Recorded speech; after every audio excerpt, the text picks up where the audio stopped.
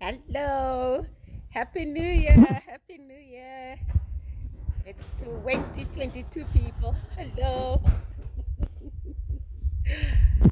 Oh man. Really, Putty? You're skating. Hi everybody. Hello. Happy New Year. Hi. Woo! Woo! We made it. We made it. We made it. I hope a lot of you are not babbalazed, aka hungover. I hope you're not. So tell me, what did you do? How did you ring in the new year? I'll tell you what I did. Nothing. I literally sat at home. I was in bed by 9 o'clock. Yeah, I'm that person. But the kids and daddy stayed up till midnight or something. Yeah, well, after midnight because I had the noise. But yeah, we are within. It can only be God. Honestly, it can only be God because wow, wow, wow, wow. I wanted to pop in and say Happy New Year and see what you guys did. Chilled at home. That's good. That's good. I have actually found that's the one thing I do the most. New Year's Eve, I'm usually at home. I think 2019 was the 1 year we decided we were traveling, so that was really nice. New Year's Eve we were in Singapore. Yeah, oh, it was divine. It really was, and it was a good thing because 2020 was something else. So yeah, no. Rachel went for overnight prayers. How awesome! Listen, I think spending time with family around this time is probably also just one of the best things you can do. It's nice to just reflect and just when you look back on the year. I mean, this time last year, my husband was very ill from COVID, and it was, in all honesty, I don't even think we didn't have a New Year celebration. On New Year's Eve he was gravely ill. So it was nice to just take some time and be quiet at this time around. So yeah, I'm fresh. I'm not babbalazed.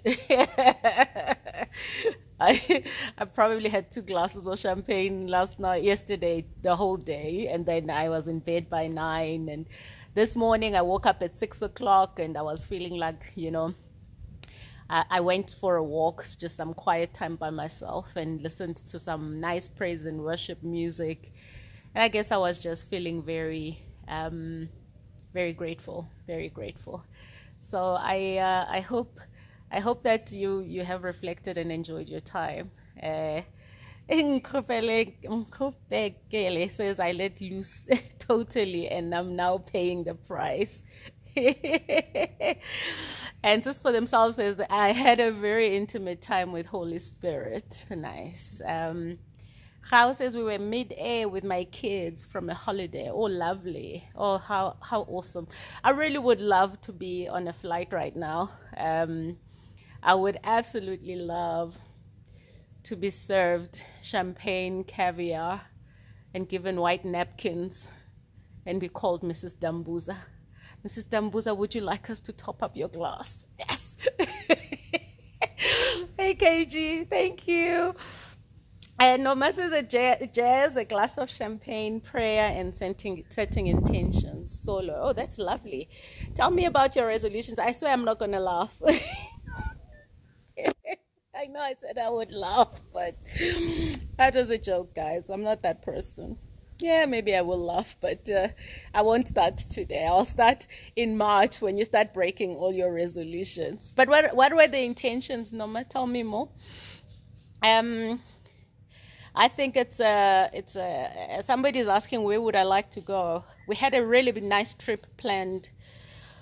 We've had a few trips planned that haven't taken place. No, there's no verb babbalas, KG. Verb doesn't give you babbalas. That's why you must drink the right stuff.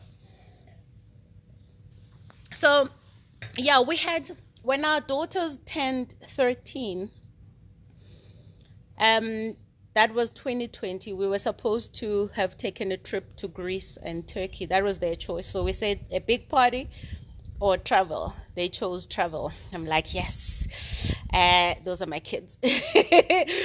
So we couldn't go.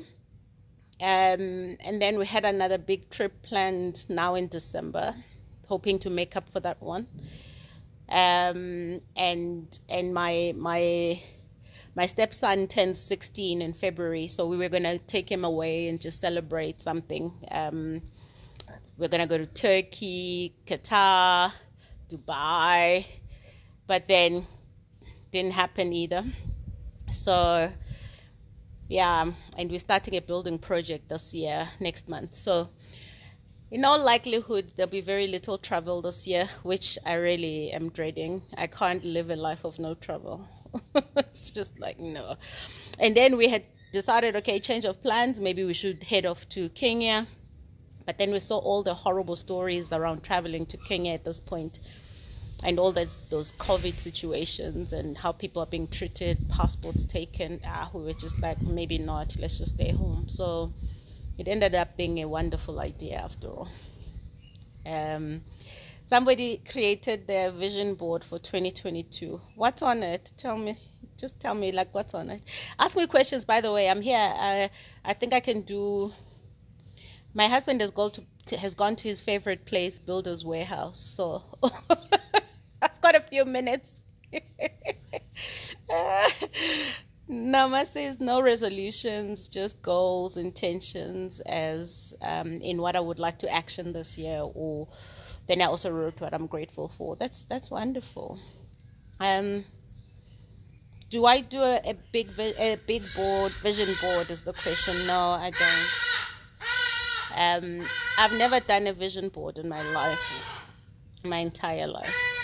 But I do have a very photographic mind and photographic memory. So everything I want, I cement it. And yeah, you know, I cement it in my mind and I go after it. So yeah, my husband's favorite place is Builder's Warehouse, guys. Like, even when there's nothing to go get, now he's gone and he wants to get, you know, those drip trays for planters.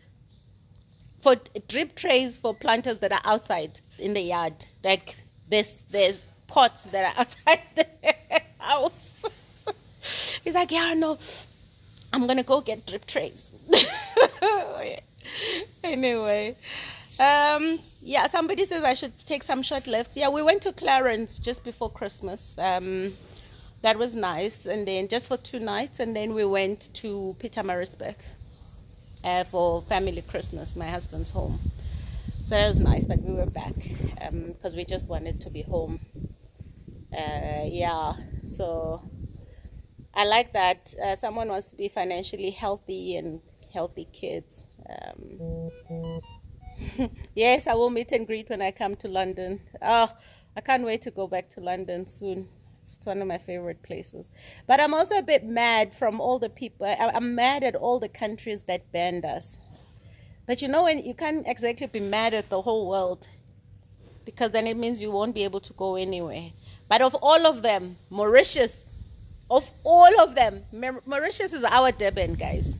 Mauritius is our Durban, okay? So how they were even the first people to ban us and continue to have banned us. I'm just like, whatever. Like, I mean, honestly, Mauritius is like, if you just want a quick haul, it's like 4 hours, you're done, you're there, and you're back. In a like 4-hour trip, you're there, you're having a good time, you can take a week, and then you're back. Of all the people, Mauritius, I took that one very personally. Anyway, it wasn't the first time they've done that before. So anyway, the USA, no, I've never been there. I don't know if I want to go.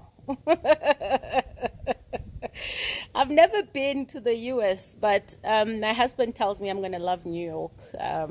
I've just never had a real reason to go. But it's on our list of things to do now that, you know, kids might want to go and see what's out there.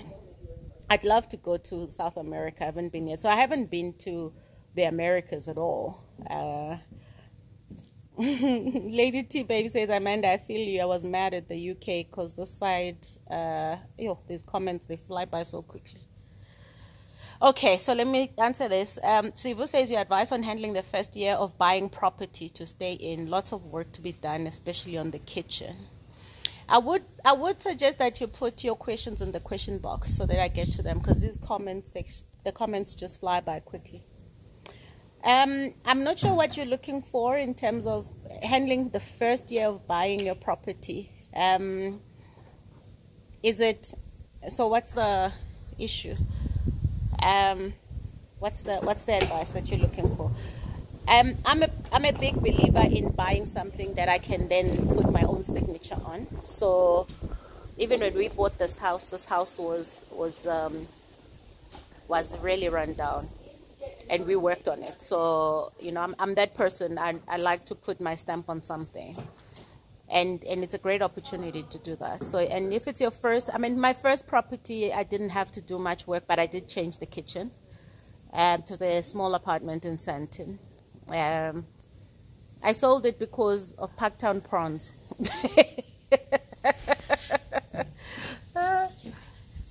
Okay, Parktown prawns. I sold that place in Sandton. I was like, I can't do this. If anyone has never seen a Parktown prawn before, Google it.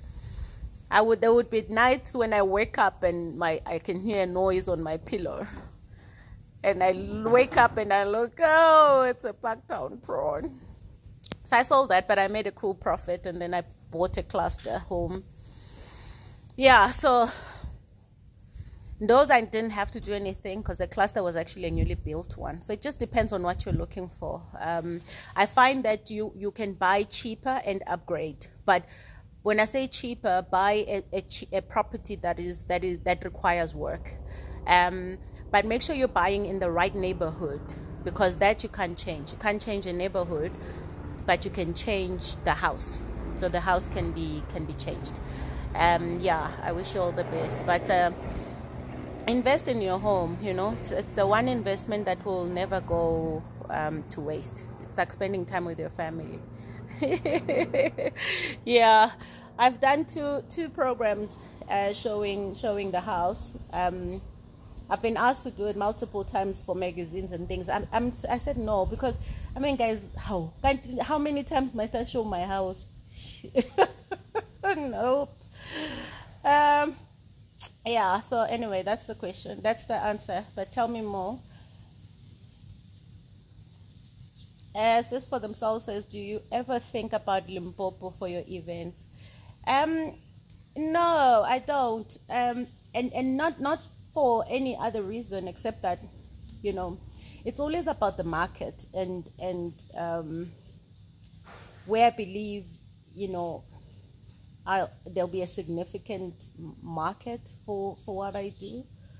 And I've been talking to a lot of people about doing events in Durban and other areas, but the truth is that I'm not too keen on that. I really want this event to be one of those things that you plan for, even if you live somewhere else. You can be like, let me save some money throughout the year, and catch a bus, or drive, catch a flight, and come to Joburg for this big event, and immerse yourself in the space, wherever you are. So I really have, my vision is probably that my event, Vastly Sage events, will grow into more than just one day, and and I see that as something to take you away from your comfort zone, and you come into a space that you're not familiar with, and get to connect with other people, and get to open up your mind as well about what's around you. So that's one of the reasons why I don't anticipate that I'm going to do it in other places. And also, it's quite logistically, it's quite a lot of work, and I'm quite particular about what I want, so I arrange it myself. So that's why, if I have to do it in other places, it means triple the effort, which I don't mind effort, but I have to be realistic about how far I can stretch myself. And yeah, you can say I can have a team that can do it. Of course I can, but I think it takes away from what my vision is of the place. I want you guys to save money and come to the convention. You know, I want it to be a convention. I want so many things around it, so I'd rather just focus on that one property and build it here. Yeah. So please put your questions on your on the question box. Do I have any event planned for Cape Town? No. I mean, I think I've already kind of answered that.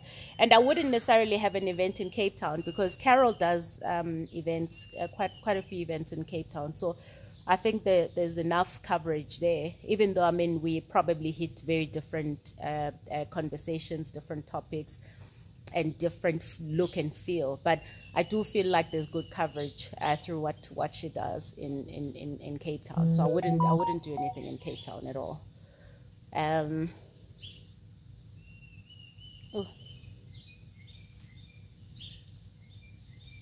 What project am I building next month? You're too curious. Why? Why do you want to know?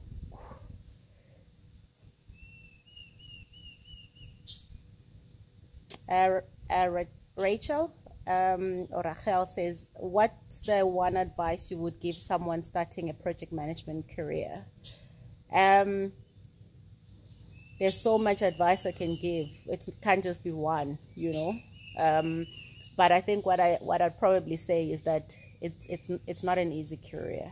It's very difficult, and a lot of people want to be in project management because they think they the status that comes with it. But there's a lot of responsibility that comes with delivering through people, and you're delivering through people that you don't even have control over. So control meaning they're not your reporting line.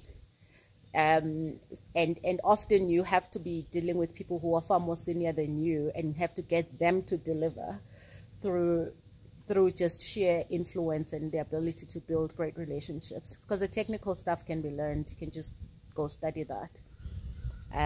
But it's a very fulfilling and rewarding career if you've got the right temperament for it and the right personality for it. I've loved it. And I mean, even now in my company, there's still some projects, some special projects that I do run on behalf of some of my clients. And it's really incredible. So it's just knowing that you are going to have you're going to have to be pulling, digging into all of your abilities around stakeholder management, around building relationships with people. Also, you know, you'll probably have more nights where you go home crying because you're just like, yo, this is stressful. But yeah, you get the hang of it like anything, and then you just get better at it.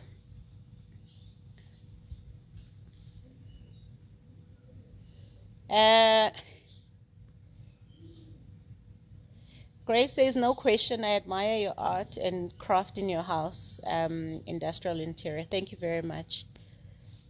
I love art. I collect art because I love supporting local artists. And I think, you know, we've got incredible artists in our country and across Africa, in fact. Bunalo says, advice on how to create new friendships. I'm a bit on the shy side.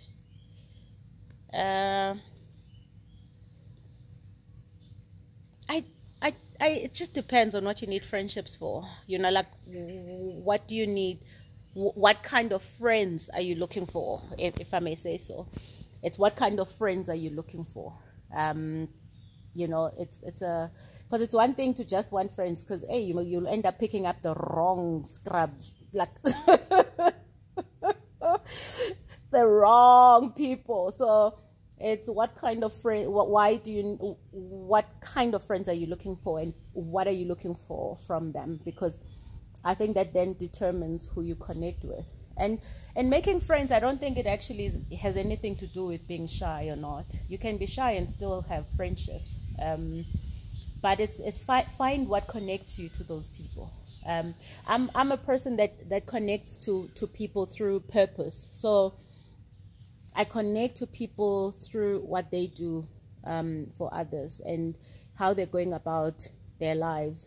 I don't really connect to people at a superficial level. But sometimes my connecting with people at a purpose level has also seen me end up connecting with people that, you know, perhaps I was a bit blinded to another side of them. Because I just like, if you're doing good things for people, you know, for me that matters, that I care about that. So again, that's why I'm saying that, you know, it just depends on what you're looking for in friendships. I'm gonna walk and top myself up, so just give me a moment. I'll answer. So yeah, no, I don't think that shyness is a deterrent to making friendships. Just decide what kind of friends you want, and what are you bringing to them, and what are they bringing to you. Otherwise, you're just gonna end up collecting all sorts of energies, and you don't. Rather stay without if you end up with the wrong people, you know.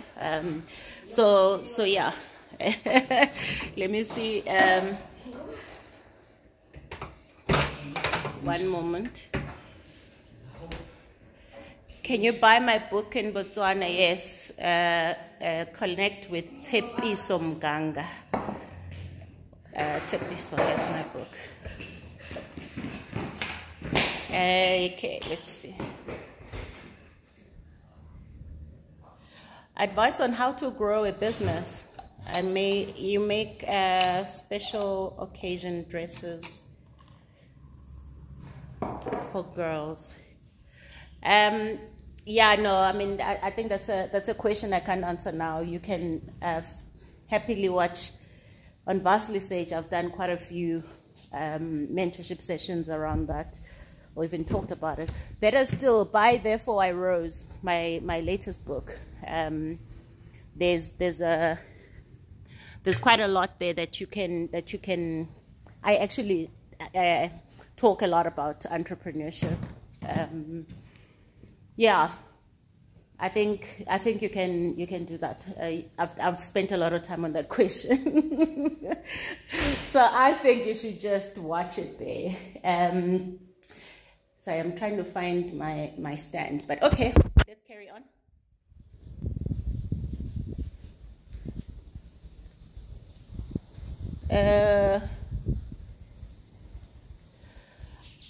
All right, some of these questions I'm going to refer you to the YouTube channel Vastly Sage, because I've really done quite a lot of work on them. I've spent a lot of hours on them and have answered them online, so please do feel free to go through there and get a sense of that, of their answers. But you know, how do you intentionally make your way up the ladder in your career? You become intentional about it. So identify what it is that you want, and what you need to get to it. So identify what the gap is between where you are and where you're trying to go to, and then go about looking at how you can fill that gap. So if it's a training issue, train. If it's a skills issue, I mean, and also if it's if it's an opportunity issue, identify that as an opportunity. Please put your questions in the question box.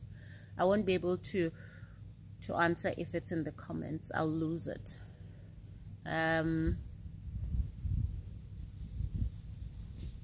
How do you balance being a mom, wife, businesswoman, and remain happy? Are you ever burnt out?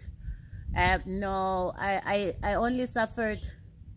I was on the verge of burnout some 9 years ago.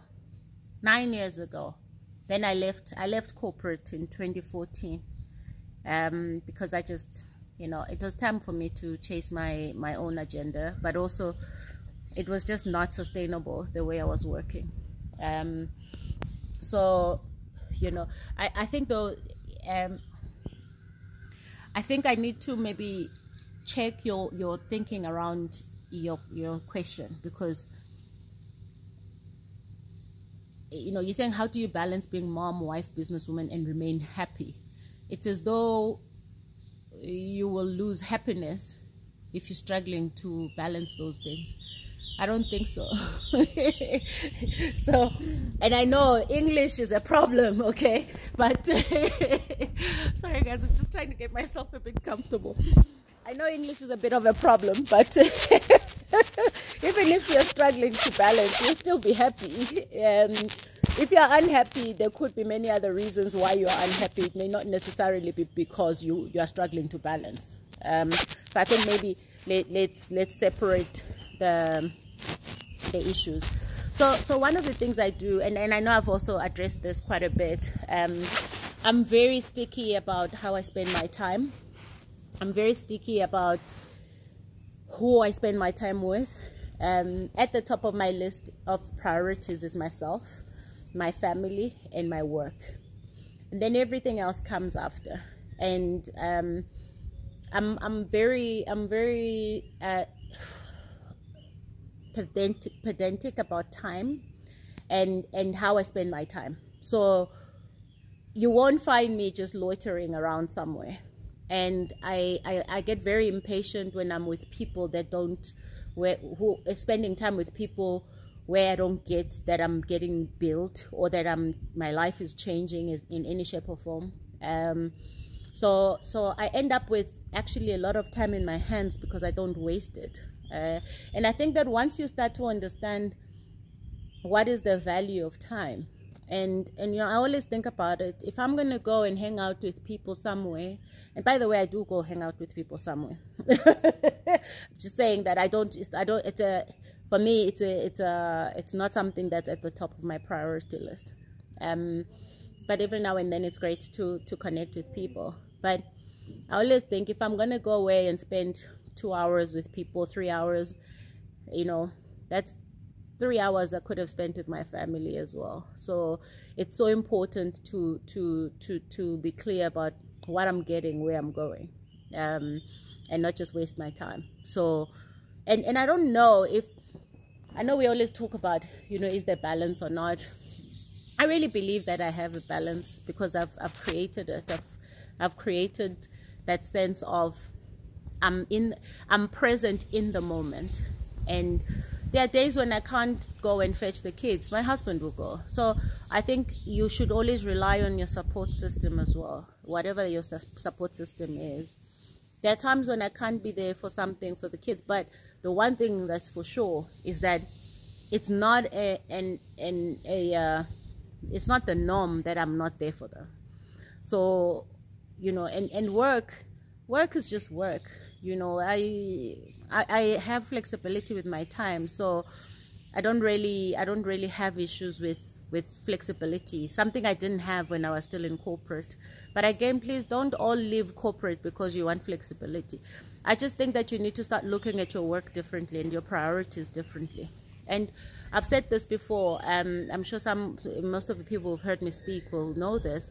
My life is like, I look at my life as little compartments. One compartment, it's myself, and another one, it's me and my relationship with God. Another one, it's me and my husband. Another one, it's me, my husband, the kids, or me and my kids. And then another one is me and my work, me and my charities or my philanthropical work. It's me and my, other commitments. And I've made a decision of which buckets should never be empty. And that's my priority. That's where I focus. And let's think about it. One of the things that I used to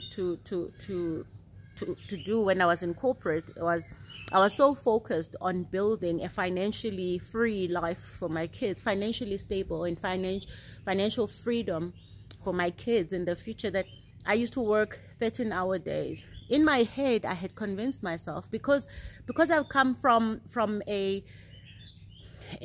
my mother left me because she came to Joburg to find work but didn't come back. So for me, the concept of money is such that money took away my mother from me, and therefore I suffered the things I suffered, which is all of the abuse and the brutality. But so when I started working, at the back of my mind, I wanted to remove money as an issue in my life.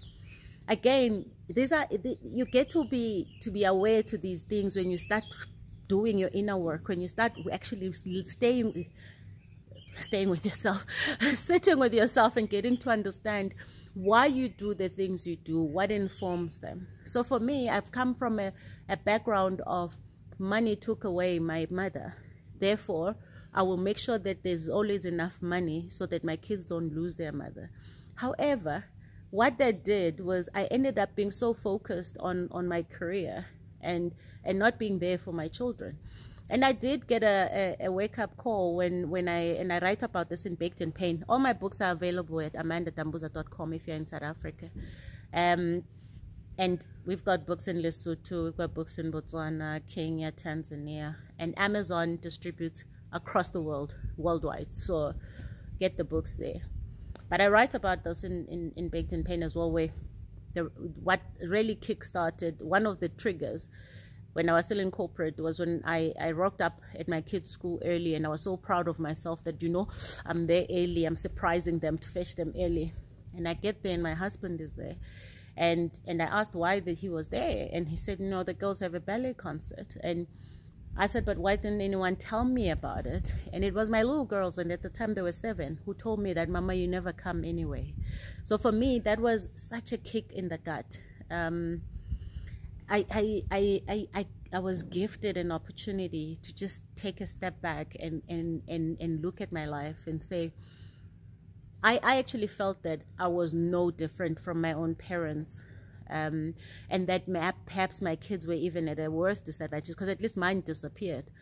But I was there and my kids couldn't reach me, and for me that was a very defining moment. So I think, what I'm trying to say is that when we are busy chasing certain things, don't lose sight of what's really important. And the thing with children, they will grow and they will leave. You will never have an opportunity to fix what you may have missed or build what you may have missed, because you only have a certain window period. But all of these other things we can do another time. So, but again, it's a personal choice. It's a personal decision in terms of what's important for you. I mean, there are women who do a million things and go and then study their masters and do all sorts of things, and they've made the decision that something else will have to suffer, and one way or the other, I think ultimately you can have it all, but you just can't do it all. There are times when some things have to shift a bit, but the more we can be conscious to what's important, I think the more we can have a well-rounded life. And there are times when you can't be there. I mean, there are times when my husband is gone for 4 weeks, so traveling, or maybe just popping at home on the weekend and then he's gone again. I must be the one that pulls the household together. I must be the one that carries on, So I really think that it's about what you believe is important for you, and find the joy in your life. I have got great joy because everything I do is actually who I am. I am a mom. I'm a wife. I enjoy it because maybe it helps that I chose the right dude. Because that can contribute to your stress.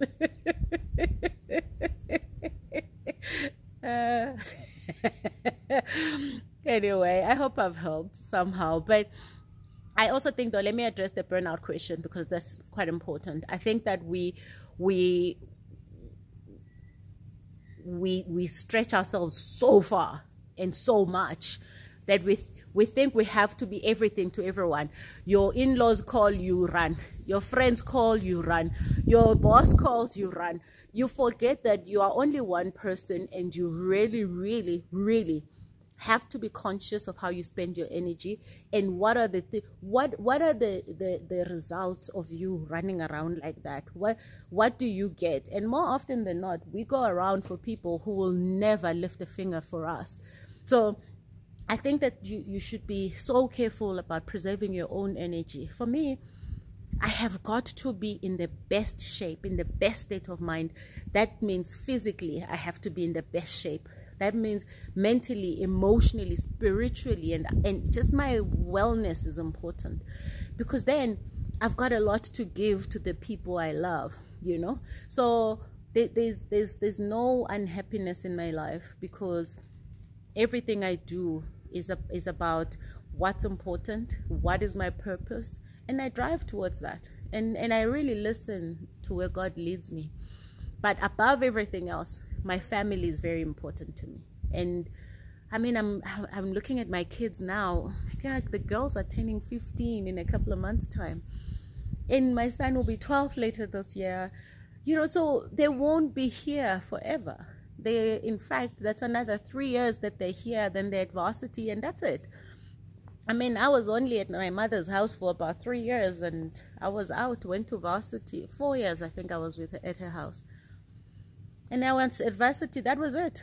I never went back home. So, you know, I mean, when I say never went back home to live at home, I still went back to her house. I hope that helps. I hope that helps.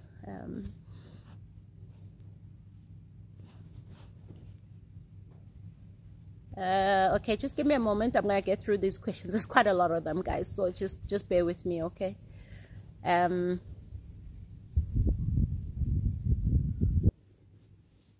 I'm saying she's planning to build a platform where kids can learn how to code and work together nationally, also incorporating something. And the question was, nationally also incorporating emotional intelligence and social skills, but I don't know where to start. I'm not sure what it is that you're looking from media. You do your research and see what you want to do.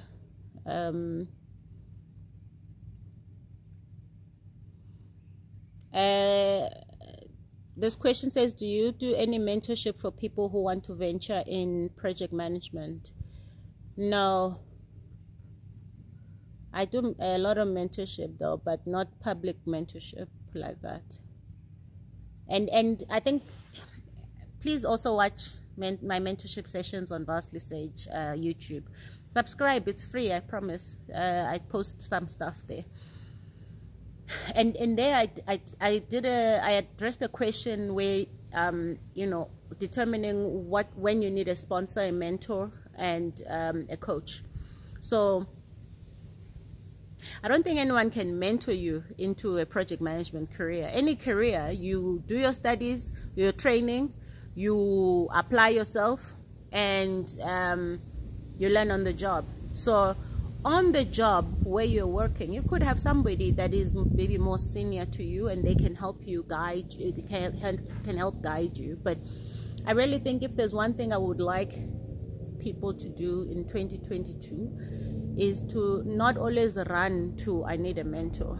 No, you just need to live your life and ask people around where you need help. You don't need someone to hold your hand all the time. And career-wise, it's not something I would be able to do anyway, to mentor people in project management. Why would I do that? I don't work with you. I don't know how you are on the job. You probably suck as a project manager, but you want me to put my name on you? No.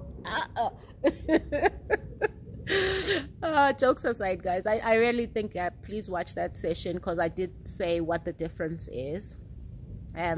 Also, I haven't been a practicing project manager for years now. I mean, even when I was still in corporate, I wasn't a practicing project manager for years. So, but I did look after project management teams and things like that. So the last person you want to mentor you is me.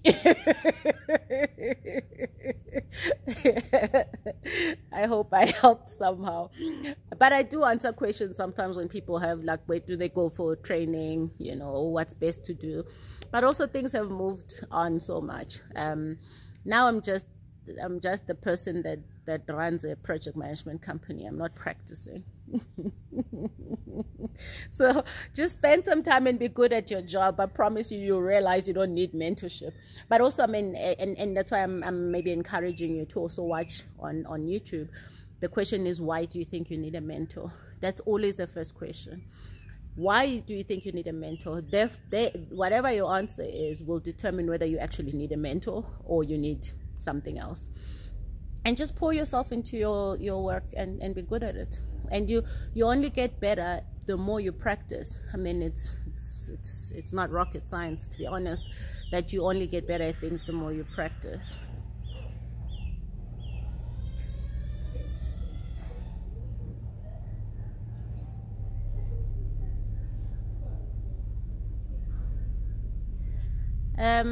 Where is the animation showing? Where can we tune in?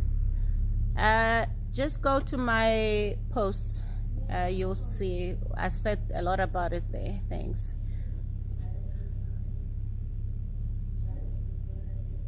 One moment, guys. Bumi says, how do I hone my leadership skills? I aspire to be a manager this year. Why do you want to be a manager? What about it do you want? So, and leader, again, I think your standard questions generally, guys, should be why. You know, I always think one of the things I've been teaching my kids, because my girls bake a lot, so I've been teaching the kids how to cook. So now they say, every time I start cooking, they're like, that's it. The base to the sauce is always onions and garlic. So let the base to your life be why. Why do you want to do certain things? Why do you want to do why? And understand that with again, identify what the gap is. Once you've discovered what that why is, so you want to be a manager, why? A lot of people want to be managers because it looks like you get paid more, you've got more you've got more stature, so you're a little more respected. But the truth is, it also comes with a lot of pain and responsibility.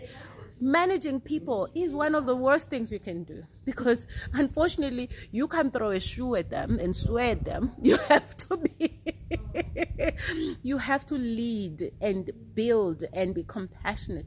So it's not really a secret what skills you need to be a leader. You can even go on a Google browser and type what leadership skills do you need to be a leader. But the truth is are you that person?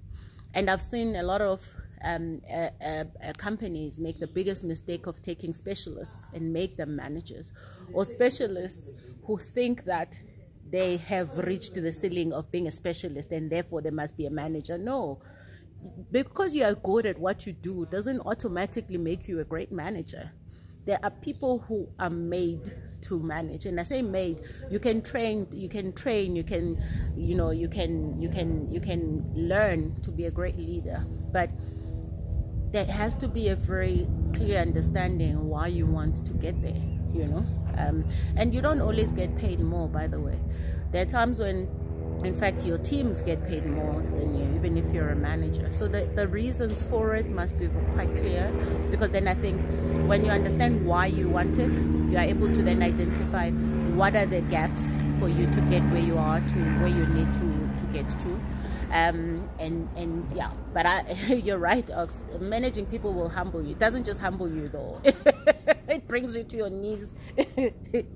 So yeah, just do some work and think about why you want to do that, because you can be an extremely respected specialist in what you do and be amazing at it and be recognized for it. You don't really need that manager title to feel like you've arrived. In fact, it can be such a hindrance. Then you must do performance management. Then you've got people who are not performing and you can't fire them because you have to go through the process. Oh yeah, no. Right. And by the way, I'm talking like this, and I'm a person that actually loves to work with people. Nantle says, happy blessed 2022. Thank you very much. She says, what are the things you do for yourself within the first week of the new year? Nothing. I just rest. So I usually only get active towards the end of January, because I wait till the kids go back to school. Then after they go back to school, I take a week just especially for myself. because then they're now at school, so now it means I can rest. No one is going to be asking me this and that. And usually my husband also gets active first week, so it's the best time for me to just not do anything. So I do nothing. So the best thing I do for myself in the first week of the new year is to rest. That's it. I rest most of the weeks in January, and then I'll start, when you start hitting towards end of January, then I'm like, okay, fine, I guess I have to work.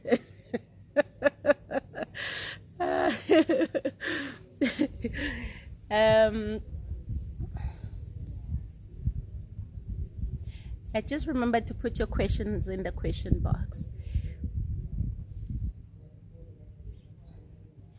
Prudence says, what can you say about women who don't want to empower themselves but waiting for men to prove something? It's not for me to judge anybody, People will live their lives the way they want to live their lives. I'm more concerned about how I'm living my life. And not all of us will see life the same. And not all of us were meant to or even born to, and we shouldn't, So I don't really judge people who go about their lives differently. Sometimes I do feel sorry for them, because when the person that they rely on is gone, and it's not always just about, a man or anything like that, just being dependent on anyone. When that person is gone or something goes wrong, it backfires on them. So I'm not a person that is ever going to be provided for by anybody. But hey, don't get it confused. I chow my husband's money. The best kind of money is the one you chow because you don't need to, but you just want to.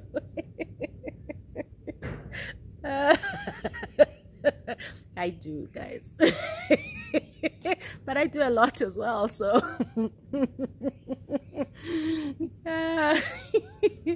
I do. I really do. I think there's a couple of years ago when he ended up saying to me, babe, will you just let me know if you're going to spend a lot of money out of my account? Out of my account.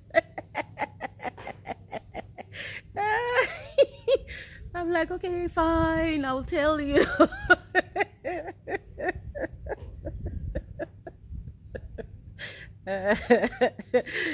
Yeah, no, it's important. So very important. So yeah, but I can't judge those who decide to be completely dependent on others. But I really think that it's a very risky situation. It's bad. It's bad, because you'll be left with nothing. But here's my advice to those people: put away a little bit every month. Put away a little bit every month, because when that person is gone, they take everything. So it's best that you be wise about it and do something for yourself, where even if they're out, you have a little bit to keep going with. And I just think, though, situations like that can be very tricky and very dangerous. But then again, like I said, it's not for me to judge.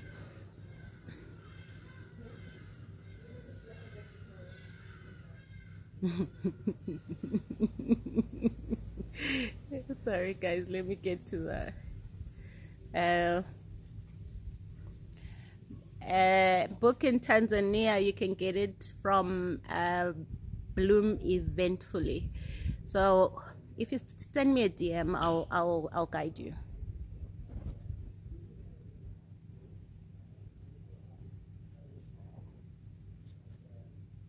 Papi says, how do I go about pursuing a career in public speaking, motivational speaking? I don't really know, because I didn't do anything. I just speak because I have something to say. So I can't say to you, these are the things that you can do, but I know that you must have the ability to speak, but also when I say speak, ability, because anyone can speak, ability to capture your audience. And what is it that you are talking about? Why should they listen to you to begin with? Because again, ask yourself why. Why do you want to be a motivational speaker? Do you have something to say that is motivating, or or do you just think it's nice to stand in front of people and talk? Because even that's not nice. But we do it because it's what we are called for, So it's just you can join Toastmasters to learn how to public speak, but I've got nothing further to offer you there. But the more you start speaking, the better. But don't just speak because you have a voice to speak, but what are you saying? Why should people listen to you? I think that's the most important thing. Tab says, fully agree, both partners need to have their own space when it comes to their own private account. We need to respect and appreciate that we have these options. Oh yeah, no, there's full respect here as well. But if you've said to me I can use it, I'll use it.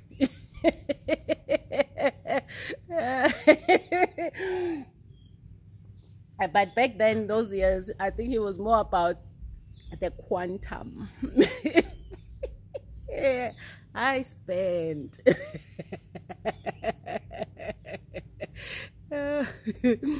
Yeah, but I don't need it. It's nice. You must remember, Pell, how, especially as supremely, extremely independent women, you must just remember sometimes to, remind them that, no, I'm still here. You have some duties to me.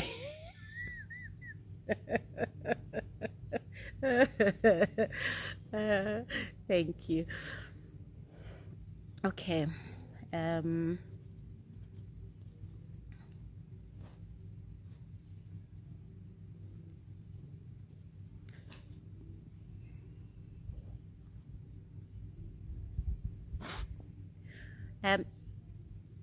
This question says, how do you control being hard on yourself?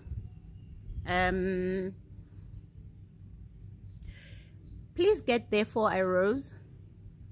Get my book, Therefore I Rose, the latest one. It's on my website, amandatambuza.com. I think that might help you answer that at a far more wider degree. But when you know where you've come from and what it has taken to get where you are, you become a bit more embracing of yourself rather than coming down hard on yourself. Again, though, I think read about it, because I've written about it a lot. Okay, you sent a DM to my account. If it's about asking me where to get a book, I'll respond. If it's something else, guys, I don't have the capacity for some of these DMs. No, I'm on vacation. Anyway. What made me leave corporate? Please read Baked in Pain. I think I already also said earlier here. I wrote these books so that people can read them and get way more than I can tell you here.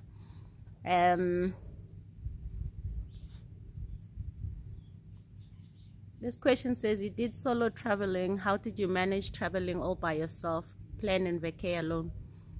I'm not sure. Why would I not manage? I'm not sure what the question is about. Is it the fact that you are afraid to be alone, or you're afraid to travel alone, or what? Because I'm not sure.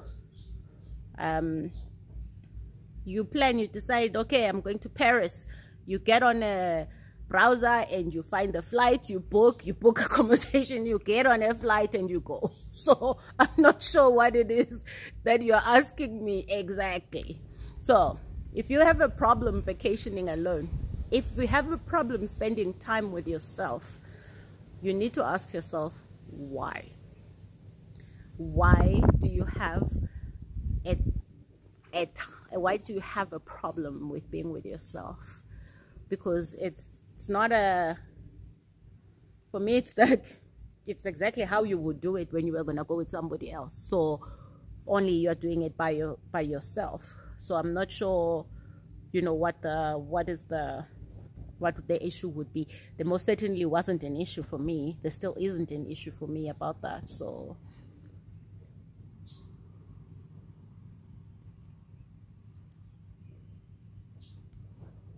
how did I know my husband was the right guy? I just knew.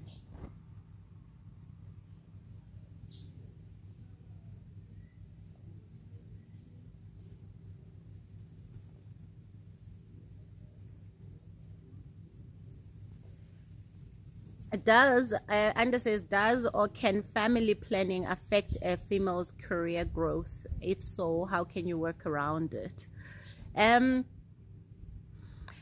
So there was a time when I think that was an issue, where you kind of had to choose between your career and having babies.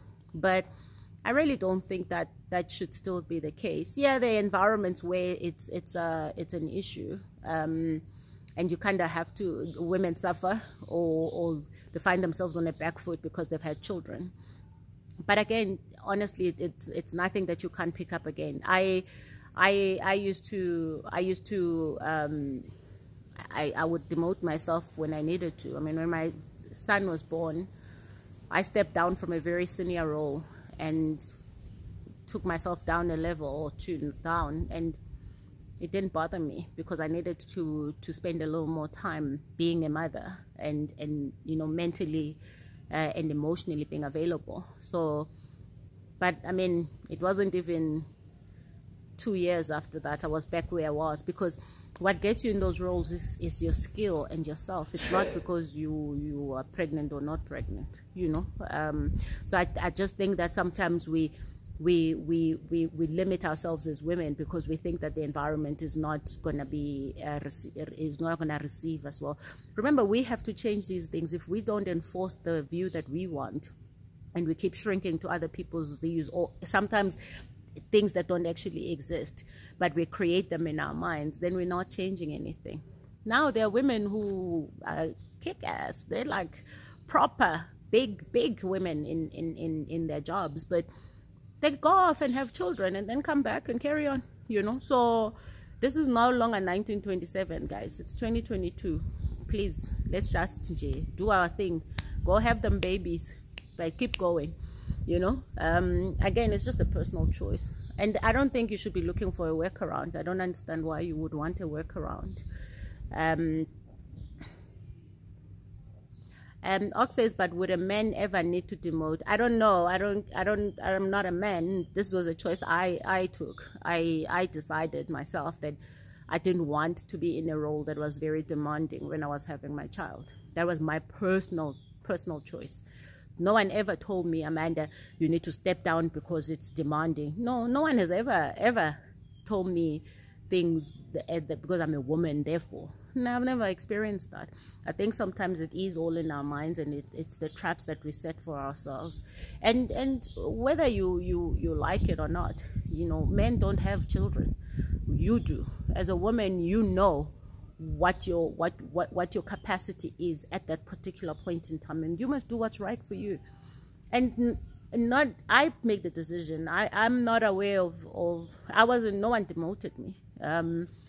Even when I was having my first born children, no one demoted me. So yeah. And I think sometimes, you know, we again, though, I think I'm probably starting a conversation that might take the whole day, but I really think that we like to drive a certain toxic agenda in our heads.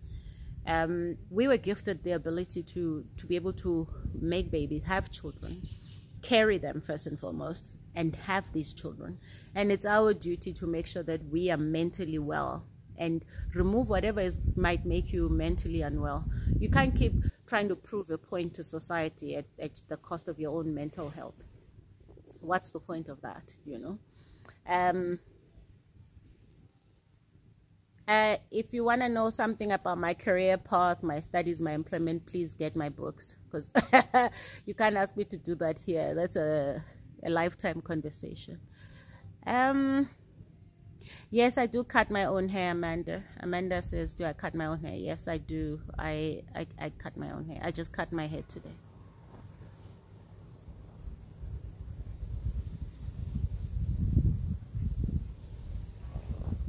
Pume says, not a question. It is. I'm so thankful I got the tickets for the November seminar. I was on holiday at the time with very limited network. Thank you very much. I'm glad you got them. The number is crazy right now, but anyway.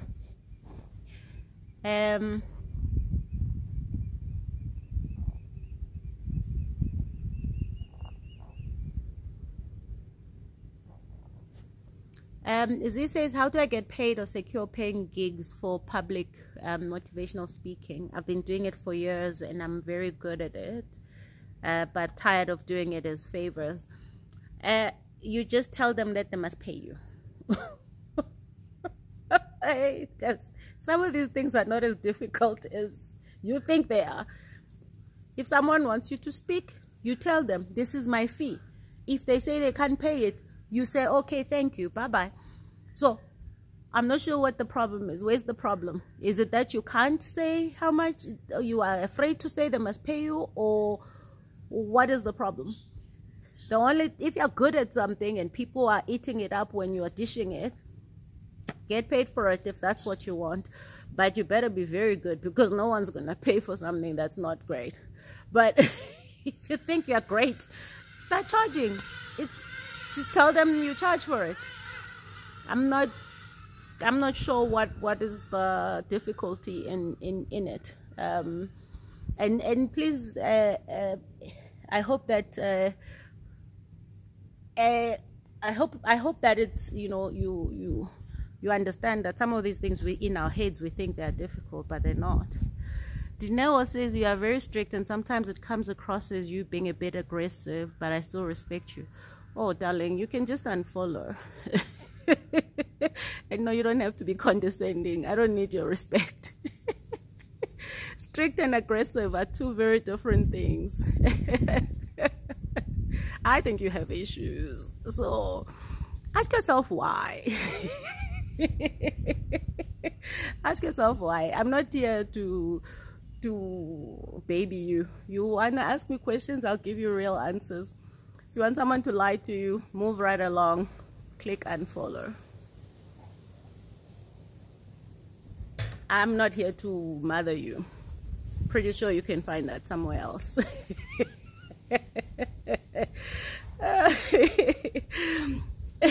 Aggressive me. Ask yourself why you feel the way you feel, darling. Do you know?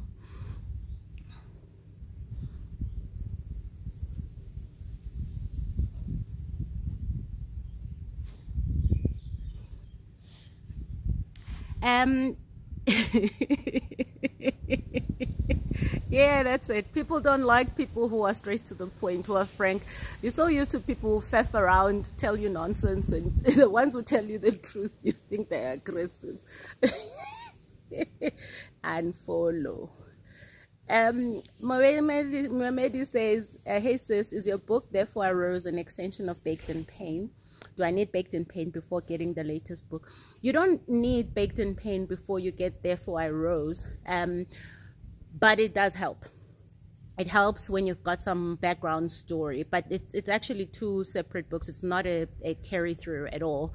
But you'll see, you can read Therefore I Rose without Baked in Pain, but you might have to.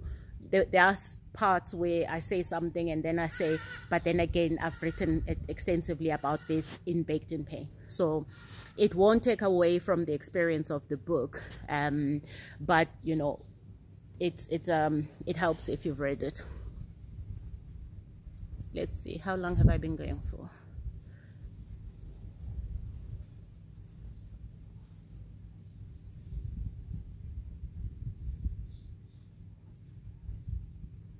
Pume says, did you do a solo travel while writing Therefore I Rose for some inspiration? If so, which country did you go to? It wasn't solo. I went to Mozambique with my family. But I was wrapping it up, so I had already written the book. I think I always need a bit of inspiration to just push with the closing part of it, because writing a book it's very difficult and very long process. So sometimes you get to a point where you're just like, I'm tired, I'm blank. But change of scenery, then you are back on it again. So I went to Mozambique. Baked in Pain I completed in Florence, Italy.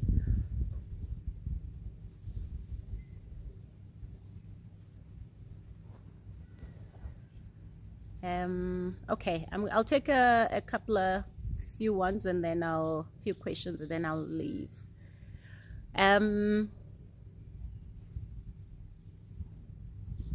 Now there's a question here about where do I get my positive energy from? From me.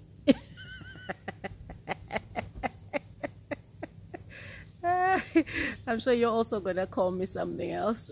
But some of these things are not that deep, guys, honestly.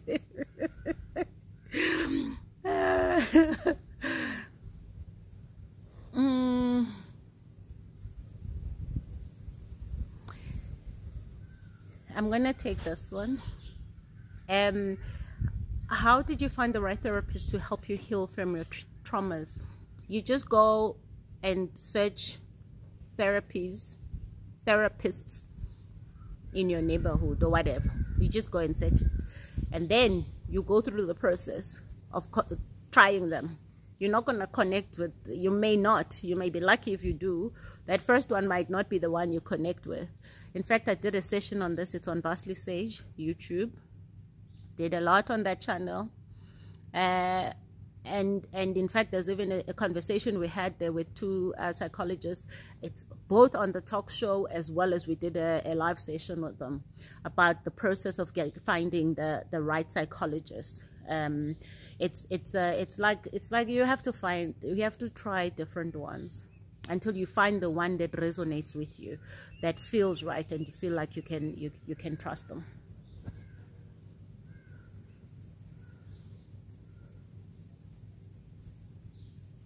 She says, what are you looking forward to the most this year? Same as every year. Take over the world. Pinky and the brainy.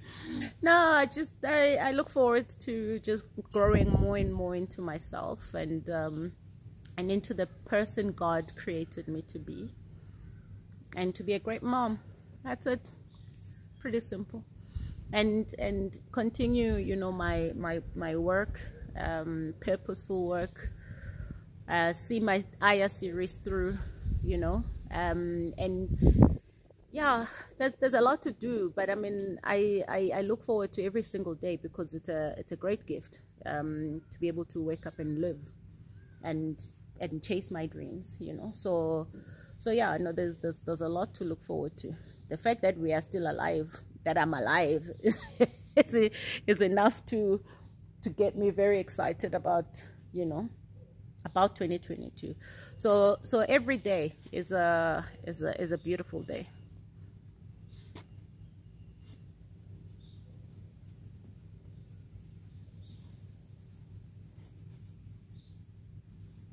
Okay, this is a comment. Thank you for your positivity. It's a great motivation to start the year. Thank you very much. Thank you. Okay.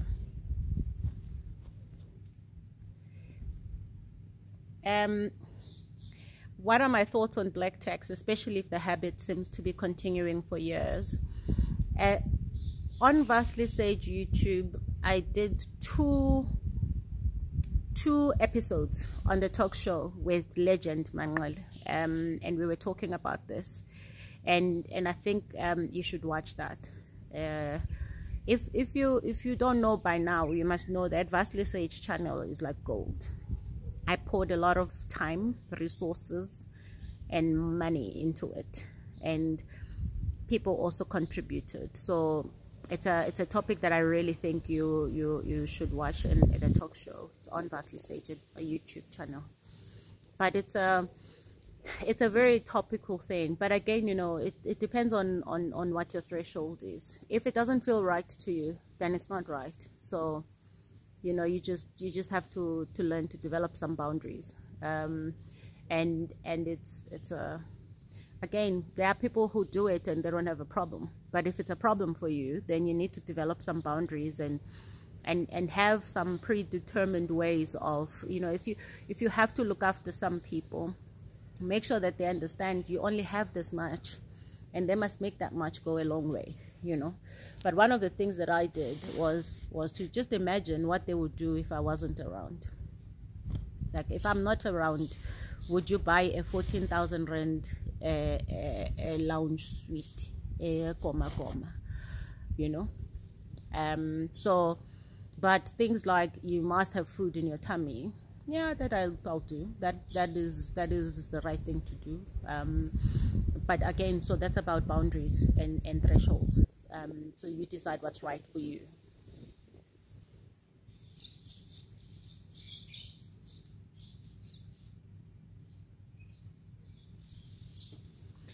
I think this is a great question. Do you feel that inner work stops at some point, or is it continuous? Actually, I wrote about this in Therefore I Rose, the latest book, at length about it. The how, the why, the what it is, what inner work is. And I believe that with every stage of your life, there's something that you are processing. But you know, I feel like inner work is that foundation. So you need to rebuild that foundation, or build that foundation, to be able to then tackle different challenges in life. But it's a step, it's a spring from where, no, a step from where you can spring from, or like almost like a springing board, you know, that if you don't have that foundation, it's very difficult for you to deal with many other aspects or challenges and hurdles in your life. But if you've done it, then you've got some grounding, you know who you are, or at least you have some idea of where you've come from and how the things that you've experienced influence you, or influence how you show up.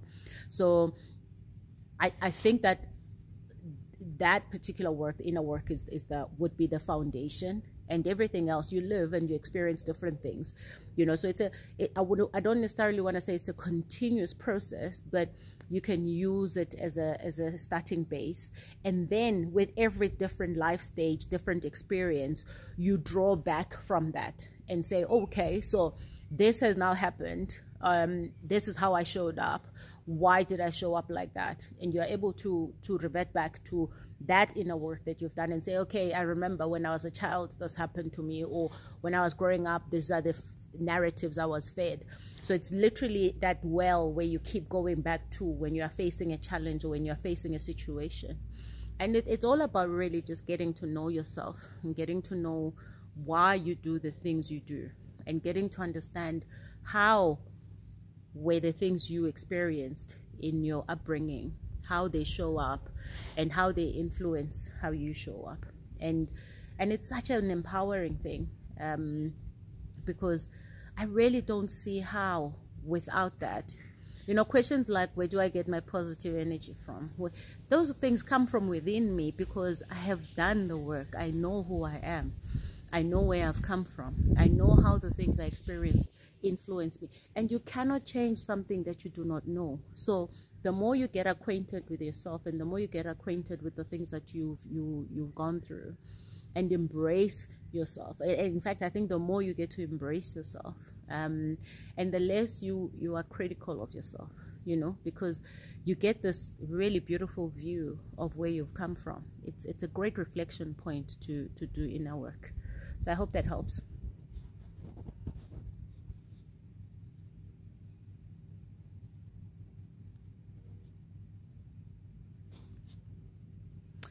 This question says, what do you feel about independent women being victims of their circumstances?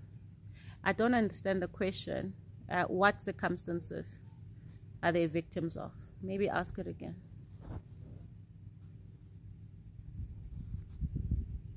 Thank you, Victorious. Victorious just wants to wish me a blessed 2022. Thank you.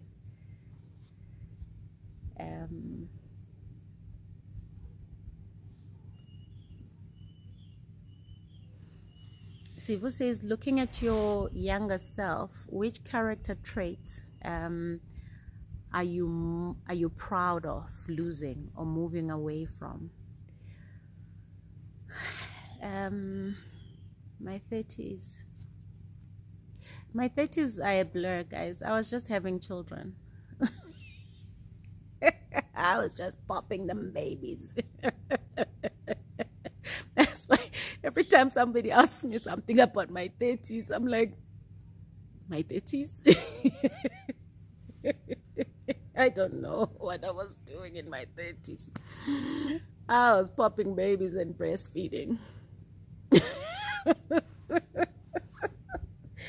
So now I don't know, hey? Oh, let me think hard.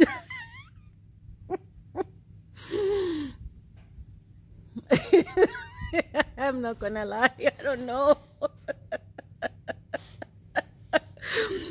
I really don't know. It's a big blur. But let me try and answer. Let me try and answer this way. I'll tell you the one thing that I used to really suffer from. It was, you know, when you see I'm quite a out there person, and I'm pretty sure if you follow me, you know, I probably always bother on saying too much. So that's me. I think there were times when I used to be, I would be with people and walk away and feel, shucks, why did I say that? But it wasn't because I said something wrong. It was purely because the people I was with were not for me. So, and sometimes you can think you have great friends, but they're not for you. And it shows in how your energy when you walk away from them, with energy when you're with them. And I always say this standard: when you walk away from people, when you were with people and you walk away and you don't feel good about yourself, it's time to find new people. And sadly, that can also be family. It's time to build some boundaries. So, you know, I think that it used to really get to me. I'd be like, oh my gosh, you know, why did I say that? But I started realizing, no, man, it's not what I say, it's who I'm saying it to. These people got to go. They've got to go. Even now, true story, if I remotely sense negative energy, I'm gone. And that negative energy is not always you are putting it on me. No, I feel it. Like, I feel it. You may not have done anything that was overt, but I feel it. And the minute I feel it, I'm like, no. Because I know that it can only lead to a very bad place. And now, to be honest, I think last year I experienced that quite a bit. And I think last year, let's say the last 2 years, possibly. Yeah, there was plenty of COVID and we were all home, but believe me, energy is energy, hey? And I found myself in a situation, in multiple situations where, you know, people that you may have thought were for you, but you realize that they actually aren't for you. They're probably really about what you do for them. And it was so we never stop learning. I think that's my point. The point is that there are many stages, life stages, where, you know, we're constantly learning something, and just when you think you've figured something out, you know, another lesson comes. Because I'm a person that I'm so energy driven that I sense bad energy from a mile away, but sometimes it sneaks up on you and you didn't see it coming. And sometimes you connect with people because at a purpose level, there's something that connects you to them. And then before you know it, you're so caught up in all of the other negativity that may surround them or come about because of them. So, you know, even when you think, okay, I figured this thing out, you know, nah. Life reminds you that, nah, you're not in charge. You will get the lessons you deserve. And I think that's what I mean. you know, I think I take every opportunity to learn about myself in every situation. And I can be very you know, once I've sensed that the energy is bad, I'm gone. Like, I don't even explain or negotiate, debate. I'm just gone, because we all know it's only one way from there. There's no changing it. And sometimes you think, you know, you're cool with people, but God reveals them, you know. God reveals them to you, and God reveals them in such unexpected ways, you know. And it's up to you to listen and deal with it, because people can really and they're not, you know, people can be your friends, but they're not your friends. So, but it's just all about them. But those are lessons we learn right throughout. So I hope that I've answered. But so one of the things that I'm happy I was able to let go of is that I think there were times, maybe late in my 20s, I was still figuring myself out. So I was still like working through my issues as well, trying to figure out who I am. I didn't have much roots, so I didn't have a great sense of identity. And I spent a lot of time just, you know, rebuilding.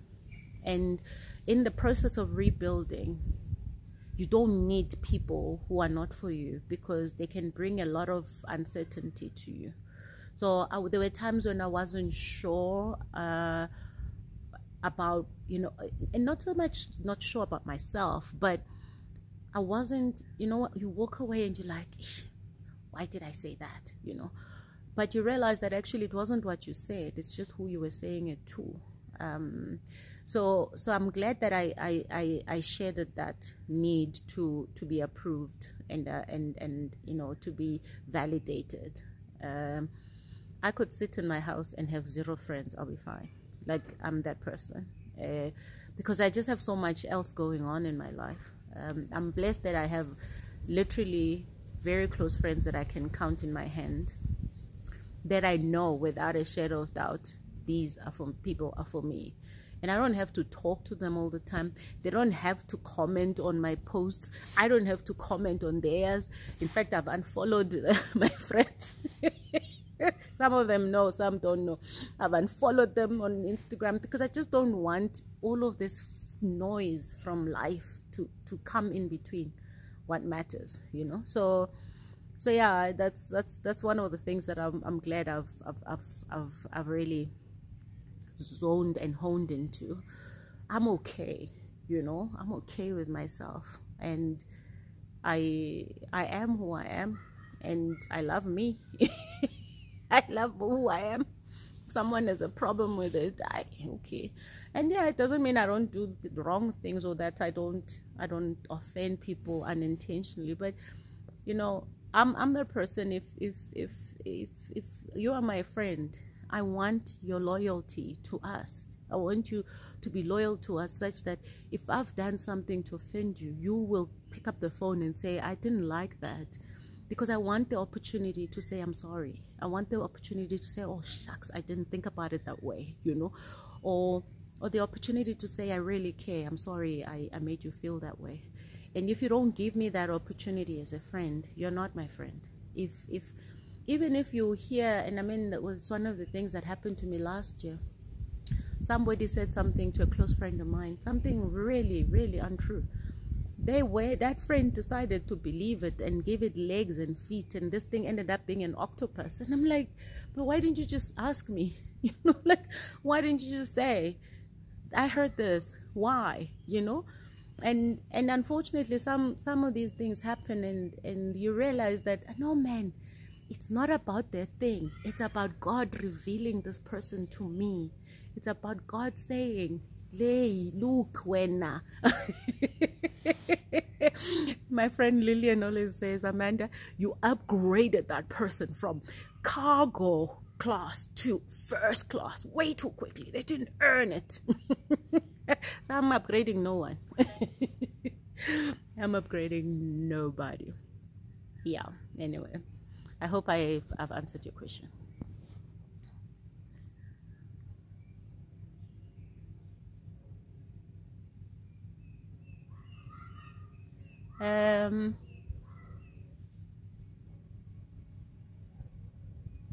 Oh, thank you so much for such wonderful feedback. Let me find the question before I get off, guys. Oh, thank you, Pumzile. Just some nice comments here as well. Thank you very much.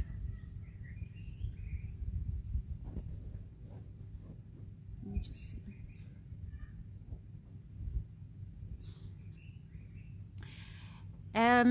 Mantu Black says, hi Mantu. Says Amanda, you said you hi Mabatu actually. You said you had to rebuild yourself and find who you are. How do you do that? So I write about that in actually both my books, Baked in Pain and Therefore I Rose. The thing with that is you have to go back to the foundation. You have to go back to, you know, how what are the things that you suffered, and let me not say suffer, because I don't want it to ever sound like it's all up a negative streak. No, it's what were your experiences, because our experiences are both bad and good. That's how life is. It's the yin and the yang. You know, so our experiences are both really good and really bad, and each and every experience that we have in our lives contributes to who we become, or our opinion of who we are, or our perception of who we are. But ultimately it contributes to who we believe we are. I don't know how many people have studied psychology, but even if you don't go and sit in a university lecture hall and study psychology, you must read psychology books, because I think there's something incredible that they offer, which is the understanding of the psyche, the understanding of our minds, the understanding of how all of these things we experience as children contribute to who we become. So, you know, I had to rebuild myself because everything was just so shattered. Everything was shattered. The foundation was shattered. There was nothing to build anything on. So I had to go back and say, okay. So and I'm this going back process. It's not like you sit in a classroom, but you sit with yourself. You deliberately make the decision to sit with yourself and understand, you know, and write down. I mean, a lot of people journal and write down where you've come from. So what were your experiences in life? Did you grow up with your mom and your dad? Who was a significant person in your life? Did you lose them at an early age? You know, all of those things. So you go back, and the reason why a lot of people never realize their full potential is because they don't have the it's too scary to go back. It's too scary to go back. So, but that is where we find our most power, is when we go back and we get to understand these defining moments. Now, I'm not saying go and chronicle your entire childhood. I'm just saying pick some defining moments in your life. Things that you know that impacted you in a certain way. And go about, you know, understanding. And I always say, if that's hard for you and you don't know where to start, and I really think you should get Therefore I Rose, because I really that's why I call it's a handbook, a personal and professional handbook. It's literally like, this is how you do it. But I always say, if you want a place to start, it's look at how you show up now. So look at how you show up for yourself. How do you talk to yourself? What do you believe about yourself? So somebody asked about, you know, how do I avoid being hard on myself? If you're a person that is incredibly critical of yourself and you don't forgive yourself for your mistakes, go back and find out why that is, because that is informed by something. Your opinion of yourself was informed by something. Some people come from families that are incredibly competitive, or where you are constantly being compared to others. And oh, you see my leg? Oh. I'm like, ooh, am I showing too much? so sorry, someone was saying something about how great my legs are. Sorry about that. But yeah, so I thought I was fleshing you people. I know it can be very difficult to go back. It's the hardest thing you have to do. I had to do that process multiple times when I wrote Baked in Pain as well, because you have to go there. You have got to. I'm sorry, guys. It's like, oh Lord, is all of it out? He's saying hello 2022. Anyway, so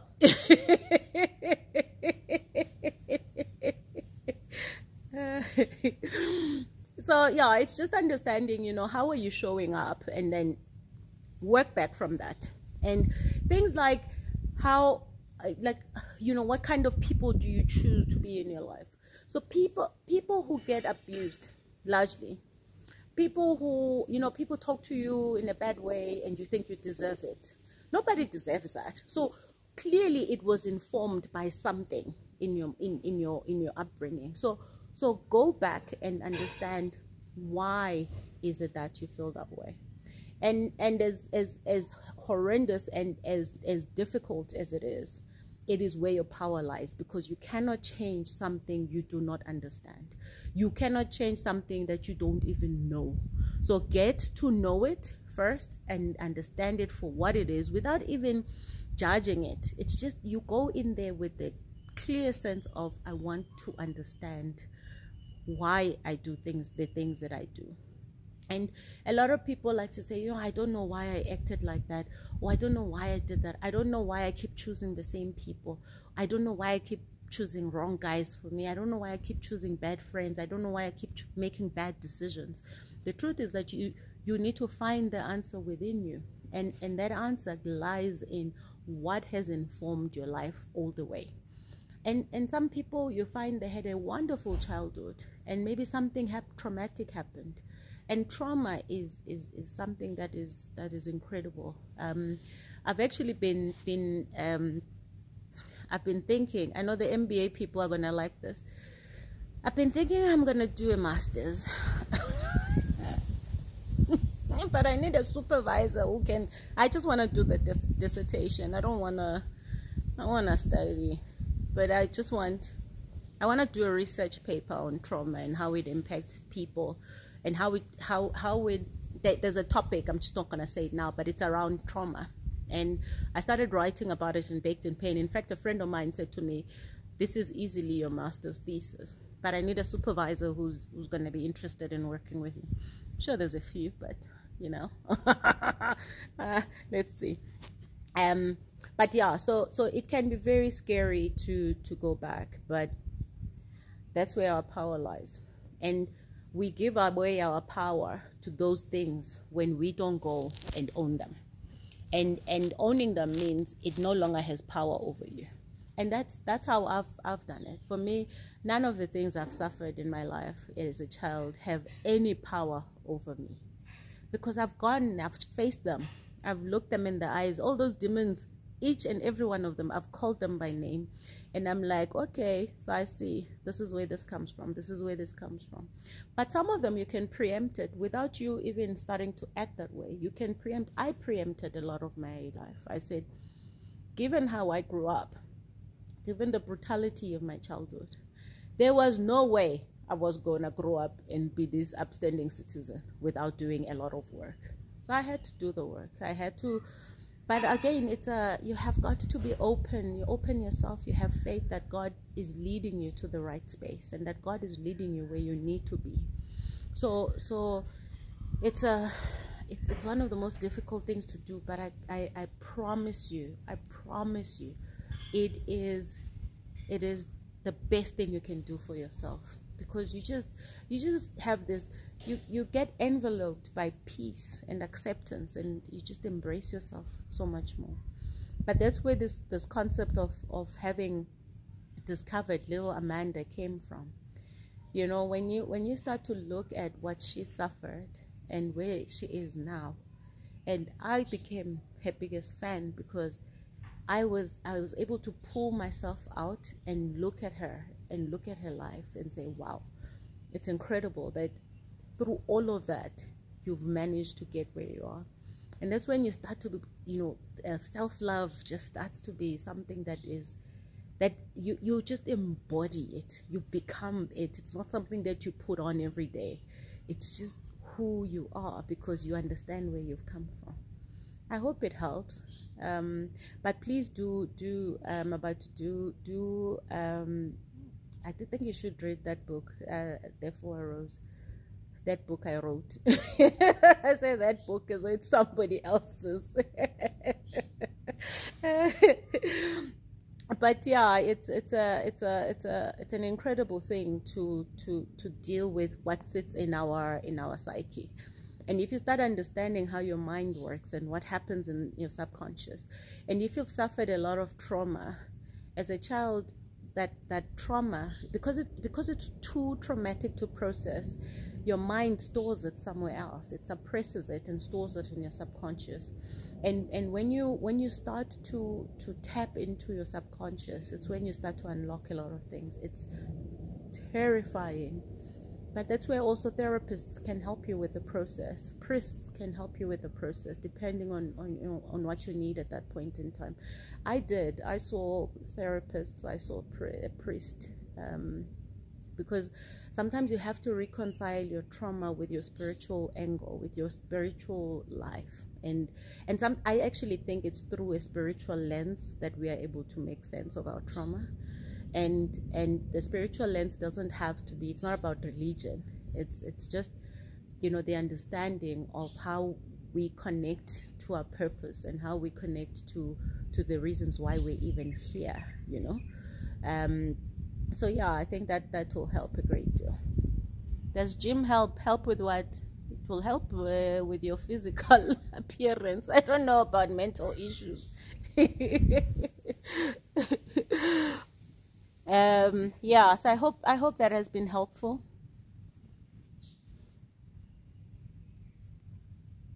Siva says, are you and Carol Bauer besties? You guys are always together and absolutely love you both. Thank you. Carol and I are not always together. She lives in Cape Town. I live in Joburg. But yeah, we are friends. But we are also busy with our lives and many other things. So friendships are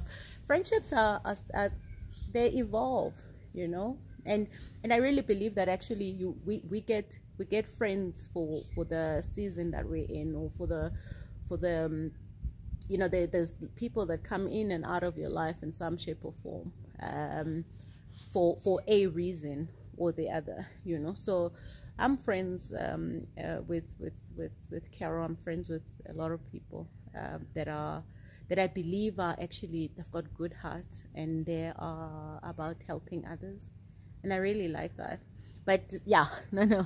But she lives in Cape Town, I live here. So, and friendships through COVID times, they're strained. Sorry, just reading here, guys.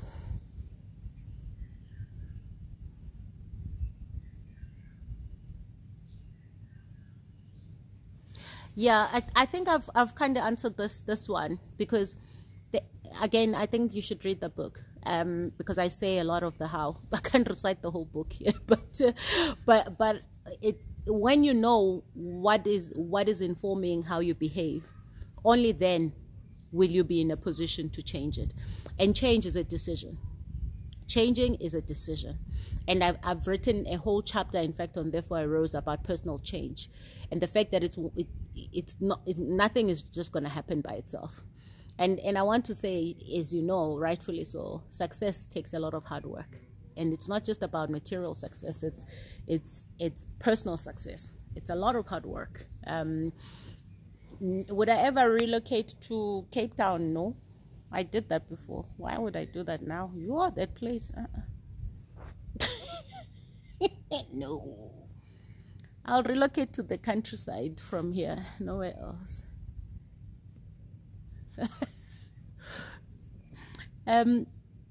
This one says, do you struggle with being a submissive wife?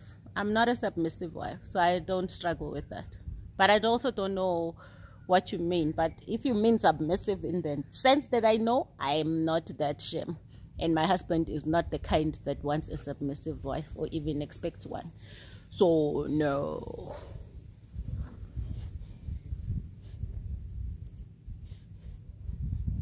Oh, Noxie, thank you. Let me see.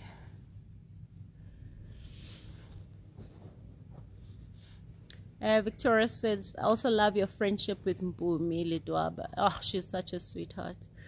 She really is. She does such amazing things. I'm really attracted to people who are about helping others. But what I've found, because I get attracted to people who are about helping others, but then they also come with many other things. But what I've found with Mpumi is that she's just such a, what you see is what you get. She's real. And I was actually having a chat with her yesterday, and I was wishing her a happy new year. And she says to me, thank you so much for taking me under your wing, thank you for friendship, things she said publicly. But I said to her, I didn't take you under my wing.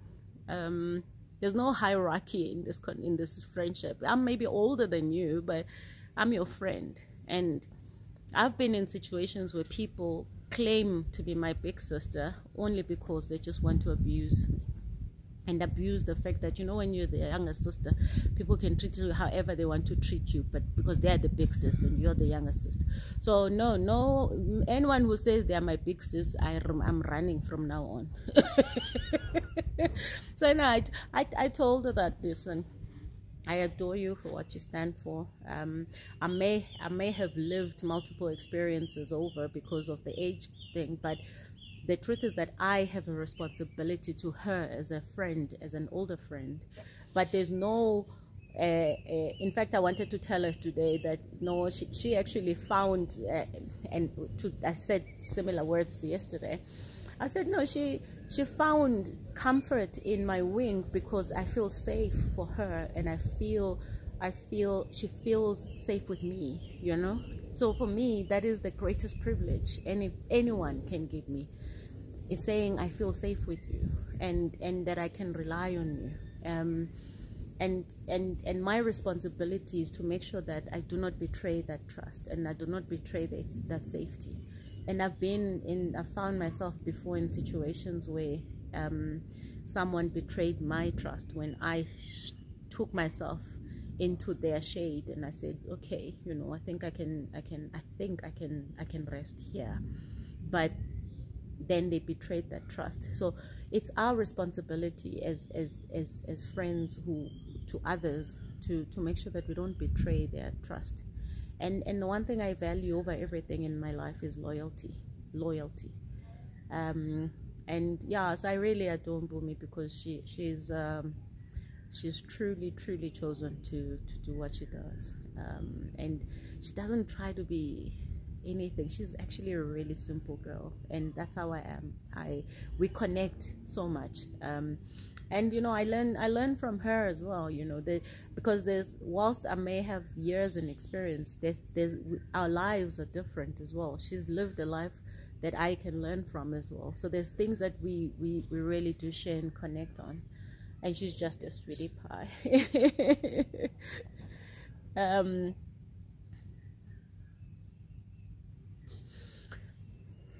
Nontle says, is it important to see a psychologist when one realizes they suffer from being a perfectionist?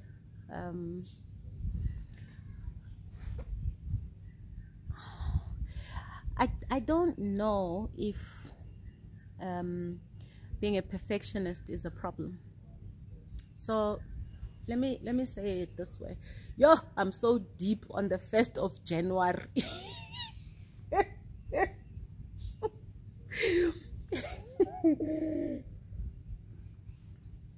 But I'm enjoying this. Thank you very much, guys. Thank you for your questions. I really appreciate them. But now let me come back. I think we need to critically look at the things that we think we suffer from. So I think if you think you are a perfectionist, firstly, and just break that down. And so what is it? Is wanting the best life for yourself a perfectionist, meaning you're a perfectionist? Okay, tick, I want to be a perfectionist. Is showing up and doing the best that you possibly can mean you're a perfectionist? Tick, I want that too. Here's where I think there's the difference. The difference is that there was a time when I think I had this perfectionist word in my head, because sometimes I think it's just a word. It's not actually who we are. Showing up and wanting excellence, there's nothing wrong with that. Where I separate the two, I live by excellence. Everything I touch has got to be excellent. I have got to touch it with hands that say, I may not ever get this chance again. So that's my approach in life. That's what has seen me through a lot of my career success and a lot of my personal development. I am going to touch everything I touch with excellence, meaning that one chance I get, if I never get it again, I should never regret that I didn't do my best. So for me, it's about doing my best and showing up to the best of my ability. Where some people then differ and take a sharp right is if you constantly questioning if your best is good enough. If you're constantly questioning if your best is good enough, then there's a problem. And again, if you're questioning that, then please go back and find out why. Why? I hope 2022, your theme for 2022 is why. Because you find so much in the why. Because if you're constantly thinking my best is not good enough, man, if I've given it my best, the outcome is no longer in my hands. So I can't control the outcome. I can control the effort. I can control what I put into it, but I can't control the outcome. But if you constantly think you need to be controlling the outcome, then there's a problem. So I think if you think you're suffering from being a perfectionist, maybe break that down and say, how does that show up? So you think you're a perfectionist. What does that mean? Does it mean you want the island clean, like the kitchen must be clean? Or does it mean you want people to show up the way you want them to show up? Or, they must say things you want to say, So there's a lot of, I think, a lot of just unpacking what that is. And you don't necessarily need to go to a psychologist yet until you see that maybe there's a problem. So I think break it down, because also we can fall so hard into people's perceptions of what we are. I used to be called a perfectionist because people were just lazy and didn't want to do the work. So be careful also who's saying you're a perfectionist, because some people just like to, when they're trying to insult you, they'll try to find a word that is, the other one said I was strict. Tineo. I won't forget that, right? But yeah, when people are trying to insult you, sometimes they use words that come across as though they're actually trying to say you're really like a perfectionist, but there's something more they're saying. So I would say maybe just spend a bit more time and understand what does perfectionism show up as in your life. And by the way, I don't think there's anything wrong with striving for the best. There's nothing wrong with striving for the best of everything. And if in your world that's perfectionism, then okay. But things can't be toxic. It can't be that now you want to control everything. You want to control what your husband wears. All the women who do that, raise your hand. All the men, all the others. So yeah, I think that it's really about What is your understanding of how you show up in this perfectionist world? And please do not be shy to be ambitious. Do not be shy to strive for the best. Do not be shy to want more out of your life. There's nothing wrong with that. And let's maybe just try and decipher words in 2022. I mean, I've been like that. If someone says something, or there's this word that I think is something, like, let's talk about that. If someone says, oh, you're such a perfectionist, stop them and say, tell me more about that. Why do you think I'm that? Because I think there's power in first of all controlling the narrative.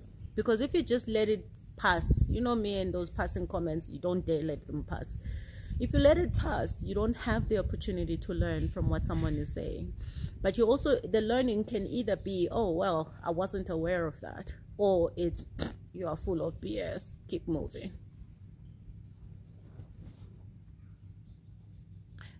But having said that, before I move on to the others, if you feel like you need to see a psychologist, then it means you need to see one. That's the one thing you don't even have to debate. If you feel you need to see a psychologist, then you need to see one.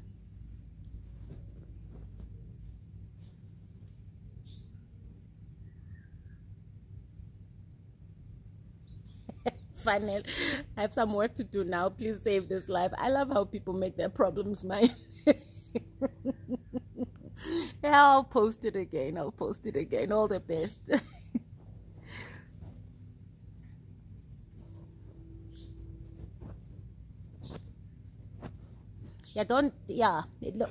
Don't let passing comments pass, because people just use those to insult you. And there's never been a time when someone said a passing comment that I let pass that I felt good afterwards. A passing comment is meant to do something to you. It's meant to, so don't let it pass. Just talk to them. It's like, whoa, wait a minute. Let's go back to what you've just said. And with the aim of understanding, what do you mean exactly? Because you don't want misunderstandings, and passing comments can create so much misunderstanding. But and also a person that wants to say something to you, they must just say it. You mustn't make it sound like, oh, it's a joke or passing comment. No. They must say it. Say what you want to say exactly. And I really think that we must not allow people to just have power over us and constantly treat us with words or throw words at us that are hurtful, and we just keep quiet, or statements that are hurtful, and that's where you can feel that there's underlying toxicity, and sometimes people say those things. I remember when I was many years ago, but I was starting to find my voice. I've really had one of those. I've had a bit of words in when I was growing up with my family, and I mean now when I was living with my mom and things like that. And there's something they used to say. They used to say I'm cruel. And for many years, as a teenager, I'd hear them say I'm cruel. Oh, you're so cruel.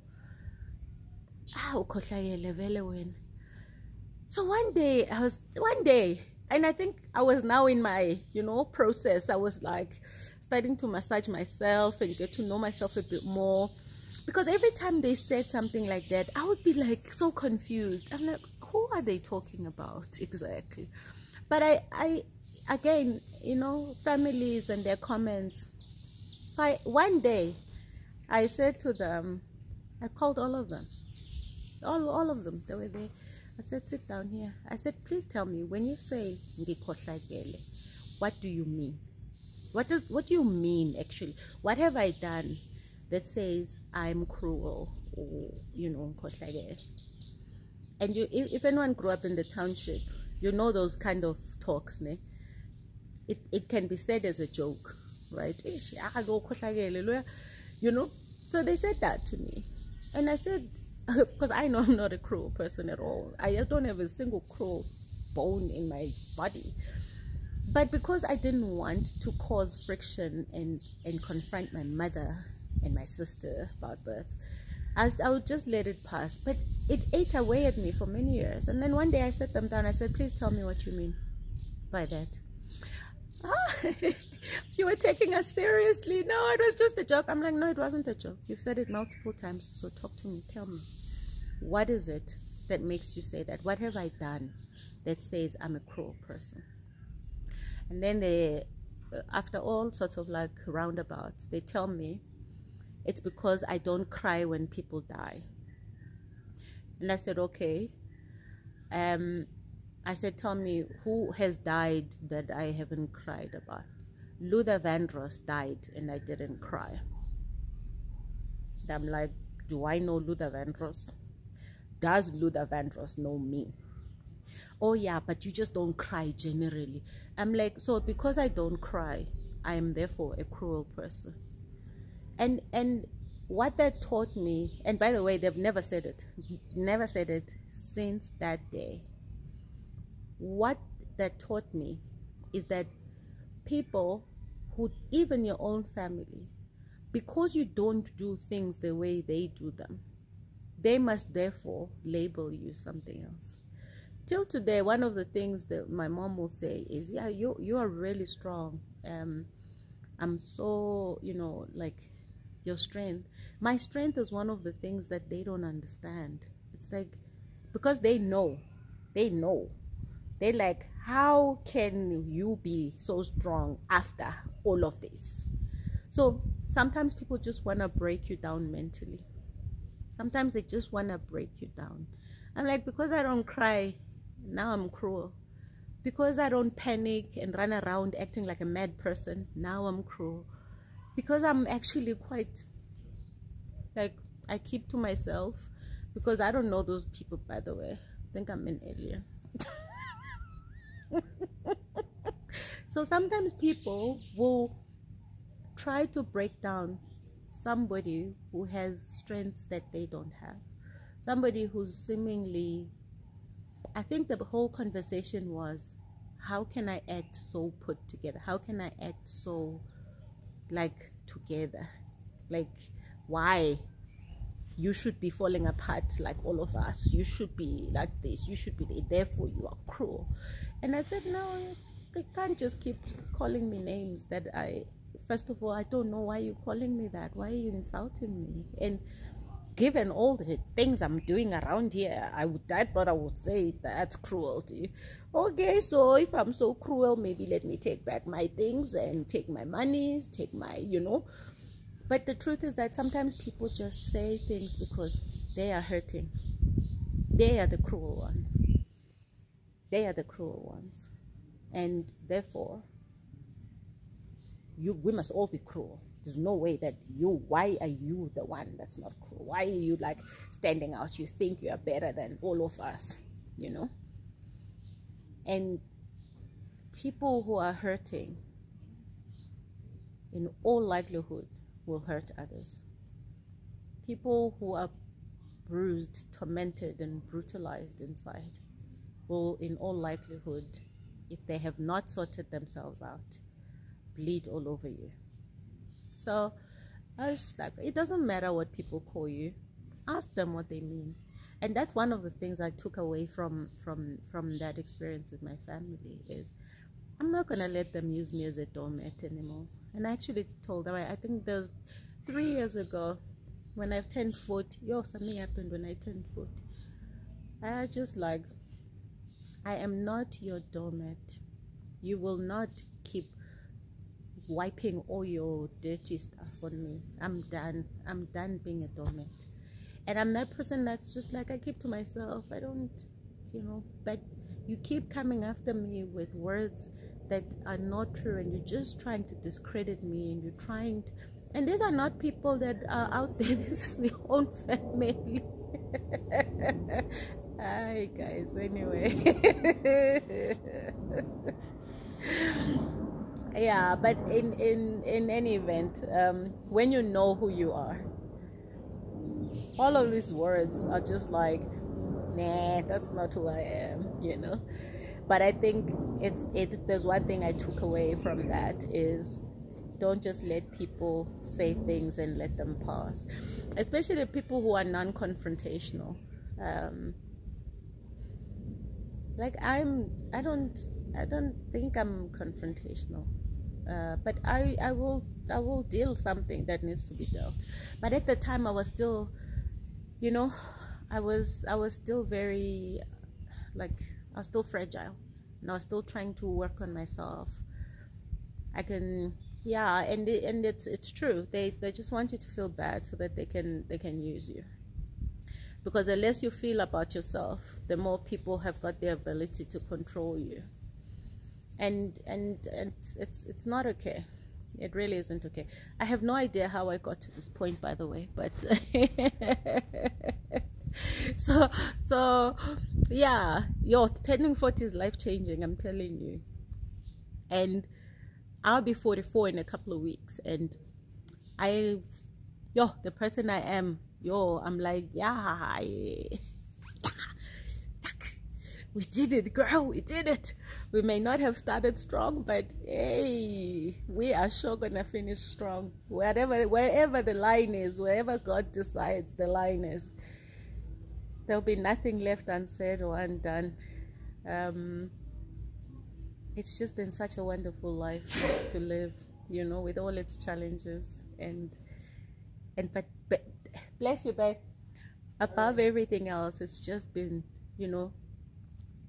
just to just listen to yourself and then get to know yourself and understand yourself and hear God speak and follow that, and know that it's sometimes on this journey you're just gonna have to walk it alone, guys.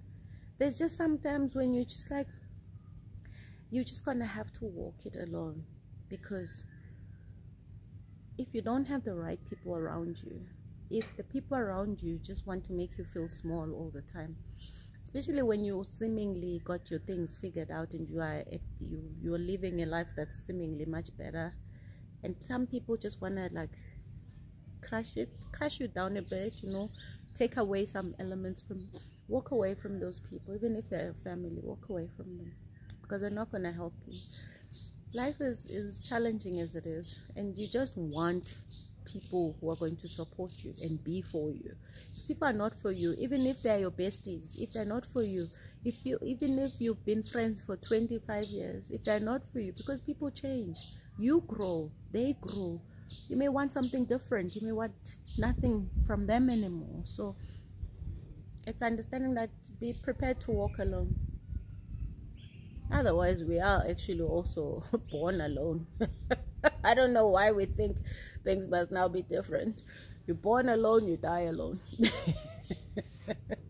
But yes, life doesn't have to be so lonely. You find people that actually matter. And I think those are the people you should keep. Those are the people you should invest in. I think I've said a lot there.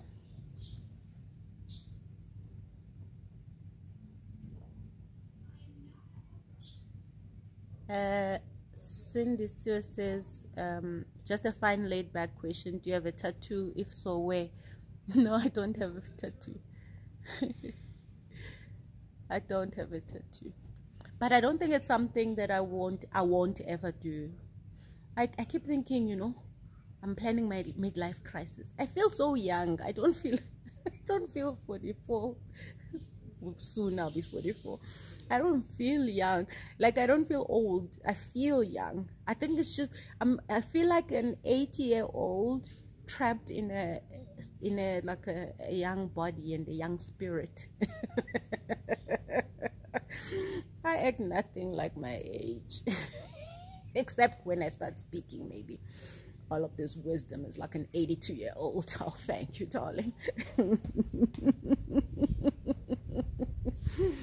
Yeah, I keep thinking I'm gonna plan my midlife crisis.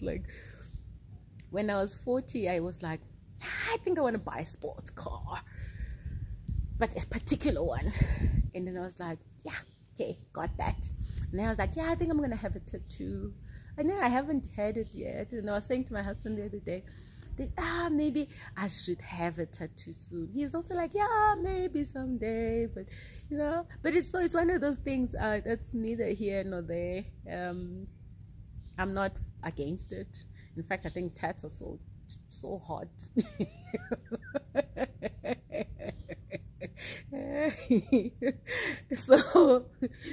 so yeah, no, I don't have it yet. I'm pretty sure once I have it, you will see it, depending on where it is, of course. I won't be flashing you, don't worry. Even though I'm sure you'd love that.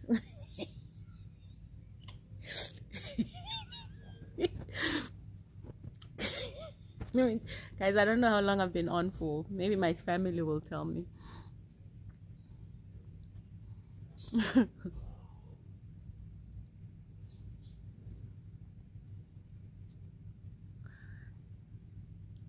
So Akela says, is the my way or no way character trait a big problem? Big problem for whom? For me or for you? Only you can decide if something works for you or not. I don't necessarily believe that my way or no way is the right way. It depends on what we're talking about. I mean, if you're in a relationship with someone who abuses you and you don't want to be abused, definitely has to be your way. Or no way. So I think that there are things that would apply to. But I think the older you get, the more you are a little more patient with people, and the things that matter to you. So the more you are less prescriptive of what people should be and how they should be. I think you grow to learn through your own learnings that we are all different people, and I have no interest in trying to force people to be like me. Where's the fun in that?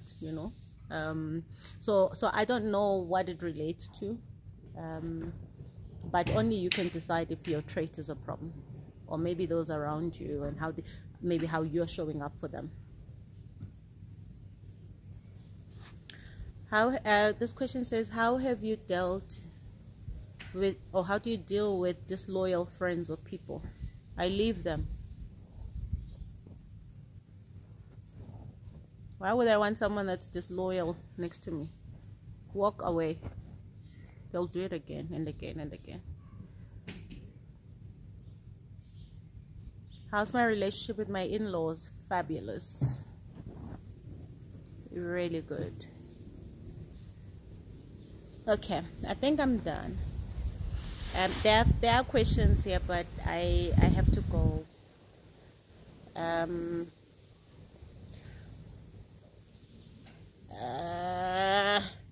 Okay, I didn't mean to answer this question. I dropped my phone the other day, so I have one of those folding phones. So the right side doesn't work very well anymore. So sometimes I press things I didn't mean to press.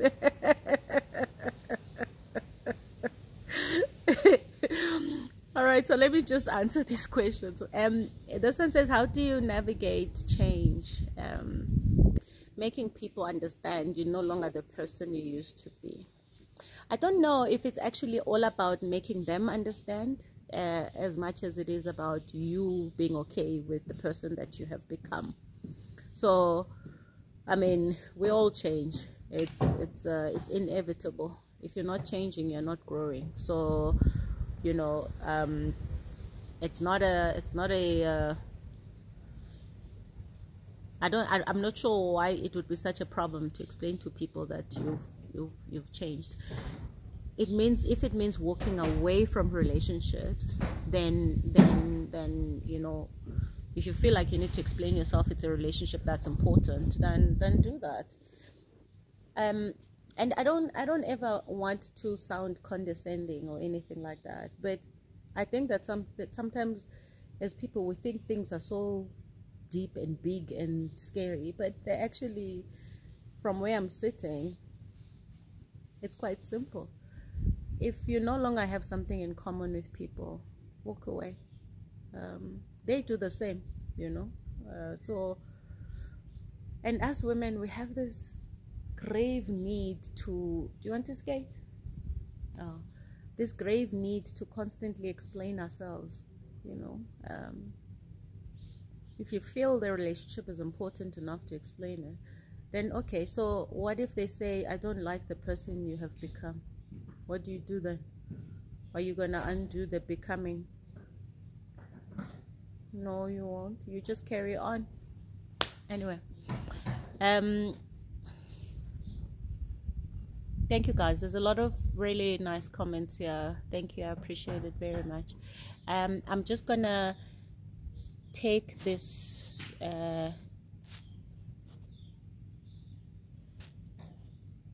yeah, let me just take this one. Is this the Dinewa that said I was strict? Was another one. You're gonna suffer for all the Dinewas. Okay, so this will be the last one I take, guys. This says, what inspired you to turn your book, A Brave Girl Named Aya, into animation? So I felt that it was a great platform through which I can reach more and more children.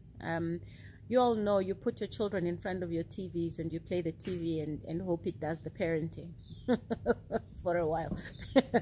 Hey, we all do it. You just need, you know, a bit of time, and you like, sit here and watch Paw Patrol. So I just figured, if it's going to be, the children are going to be in front of a TV, I would love to contribute towards what they are consuming when they're in front of it. A TV screen, whatever the channel will end up being. And it's so important, though, that we start to tell our stories and give children the reality that they have, and empower them to rise above their challenges, and to also rise above, you know, what they may be suffering. But also, I think above everything else, it's to enable them to deal with big emotions, because we like to think that children don't suffer emotions and they don't have big emotions, they don't feel these things. You know, this particular pilot episode is about an orphan, that Aya being an orphan and feels ashamed to tell people that she's an orphan. For a long time, I couldn't talk about my parents or my life or how I grew up, because I was carrying the shame of it, you know. So I think that children need to know that it's okay to feel the things that they're feeling, but that they're never alone, because that's the one thing I always reflect back on, is how alone I felt. And so there'll be different themes throughout the series. There will be different topics that we tackle, but it's a great platform. It's a wide platform, because yeah, you don't read books to kids, but you turn on the TV for them. Yeah, I know you. So yeah, but it was just an extension of the platform that I created with the book, and to just offer some kind of entertainment, but with a very clear learning. And again, I've been talking about how things, what are the things that have influenced us in our childhood. You know, again, these lessons that the children are going to be getting from this series, it's also to enable caregivers to say, you know, oh my gosh, you what do you think about this? You know, just allow the conversation to take place. So it's just an opportunity to unlock these conversations, and also to say, you're not alone. Whatever you're suffering, you're not alone. And that actually, children are children. Children will either laugh at you as another child, you will feel horrible about it, but just know that somebody is always there to help you. And I think for me, that's really the reason why I had to go onto that and to that platform. I just love animation, but I really think this is something that can live beyond me, long after I'm gone. This is something that will still be relevant and will still matter. So it's really just part of me unfolding my legacy and making sure that I've contributed somehow, you know, in some shape or form. I've contributed to changing what children get to consume and what we get to feed them mentally, emotionally, and spiritually, and otherwise. Yeah, so that's why I did it. So thank you so much. The pilot episode, yeah, is on here on my Instagram, but I mean, I'm still working on the series, so it's going to be quite a while, but it shall happen. It shall happen. When God has ordained it, nothing can get in the way. So I wish you a very happy new year. I hope that I've somehow contributed to some of your thinking processes for this year. And I hope that you, above everything else, you don't shrink yourself and think that, you know, it's the right thing to do so that others feel comfortable. I think the greatest insult to the universe and God and whoever you believe in is not living your potential, your full potential, because you are afraid other people are going to feel bad about themselves. And please keep asking yourself why. When you're going to do something, when you're faced with something, ask yourself why, you know, and you will find the answers. And it doesn't matter what it is. If you start asking yourself why, I think you'll find the answers that you need. Sometimes you don't even need a mentor to do that for you. And don't be afraid to live. Just live your life. Guys, this is it. There's nothing else. This is it, you know. This is it. And I would hate to look back on my life and regret that I didn't live because I was busy thinking about other people's opinions of me. No, you know, and be clear about what's important. I think that's very important. Clear about it, what's important to you, and focus on that. Care about the things that you do, the things that you care about, you know, and keep going with that. And this, guys, when we are on our deathbeds, I doubt that we'll be thinking, you know, I should have pleased more people. No, I don't think so. I think we'll be thinking, shucks, I should have lived more. Because life is so fragile. This is it. It's not like we're going to live forever, you know. So you will live for as long as God intends for you to live. But because we don't know that, because it's one big secret, that's how God works. Like, yeah, I'm going to hold it over you. You will not know when you're going to live, when you're going to depart. So what that means, and I think it was purposefully done so that we live every day, every moment as though it's our last, you know. Because imagine if we knew when we were going to die. Hey, I don't know how life would be. But actually, the fact is that we can die anytime. So why do we like acting and living like we're gonna carry on forever? So yeah, I hope you really go full on. If you have ambition, go for it. Jeez, I love ambitious people. If you strive for excellence, go for it. I love people who strive for excellence. If you're not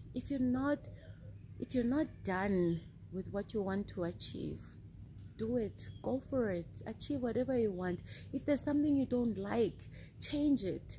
There's no, and please guys, things are not so deep all the time. There's just things that are, just speak, just say something, just do something. It's not, doesn't require a whole book or a whole mentor. Just live your life. God gifted it to you for a reason. There are many who no longer have it. So, you know, it's let's just live. Let's just live every moment. Thank you so much. Thank you for your time. I hope I've helped in some shape or form. If I've offended you, I shame sore. Go drink some tea. And know that none of it comes from a place of offense. But you're not going to come to me and expect me to give you lies. Sometimes the truth is not easy to handle. Sometimes it's harsh. So If you are that person that thinks I'm a bit hard in my answers, just don't ask me any questions. Ask me no questions here, no lies. Bye guys. Bye bye. Take care.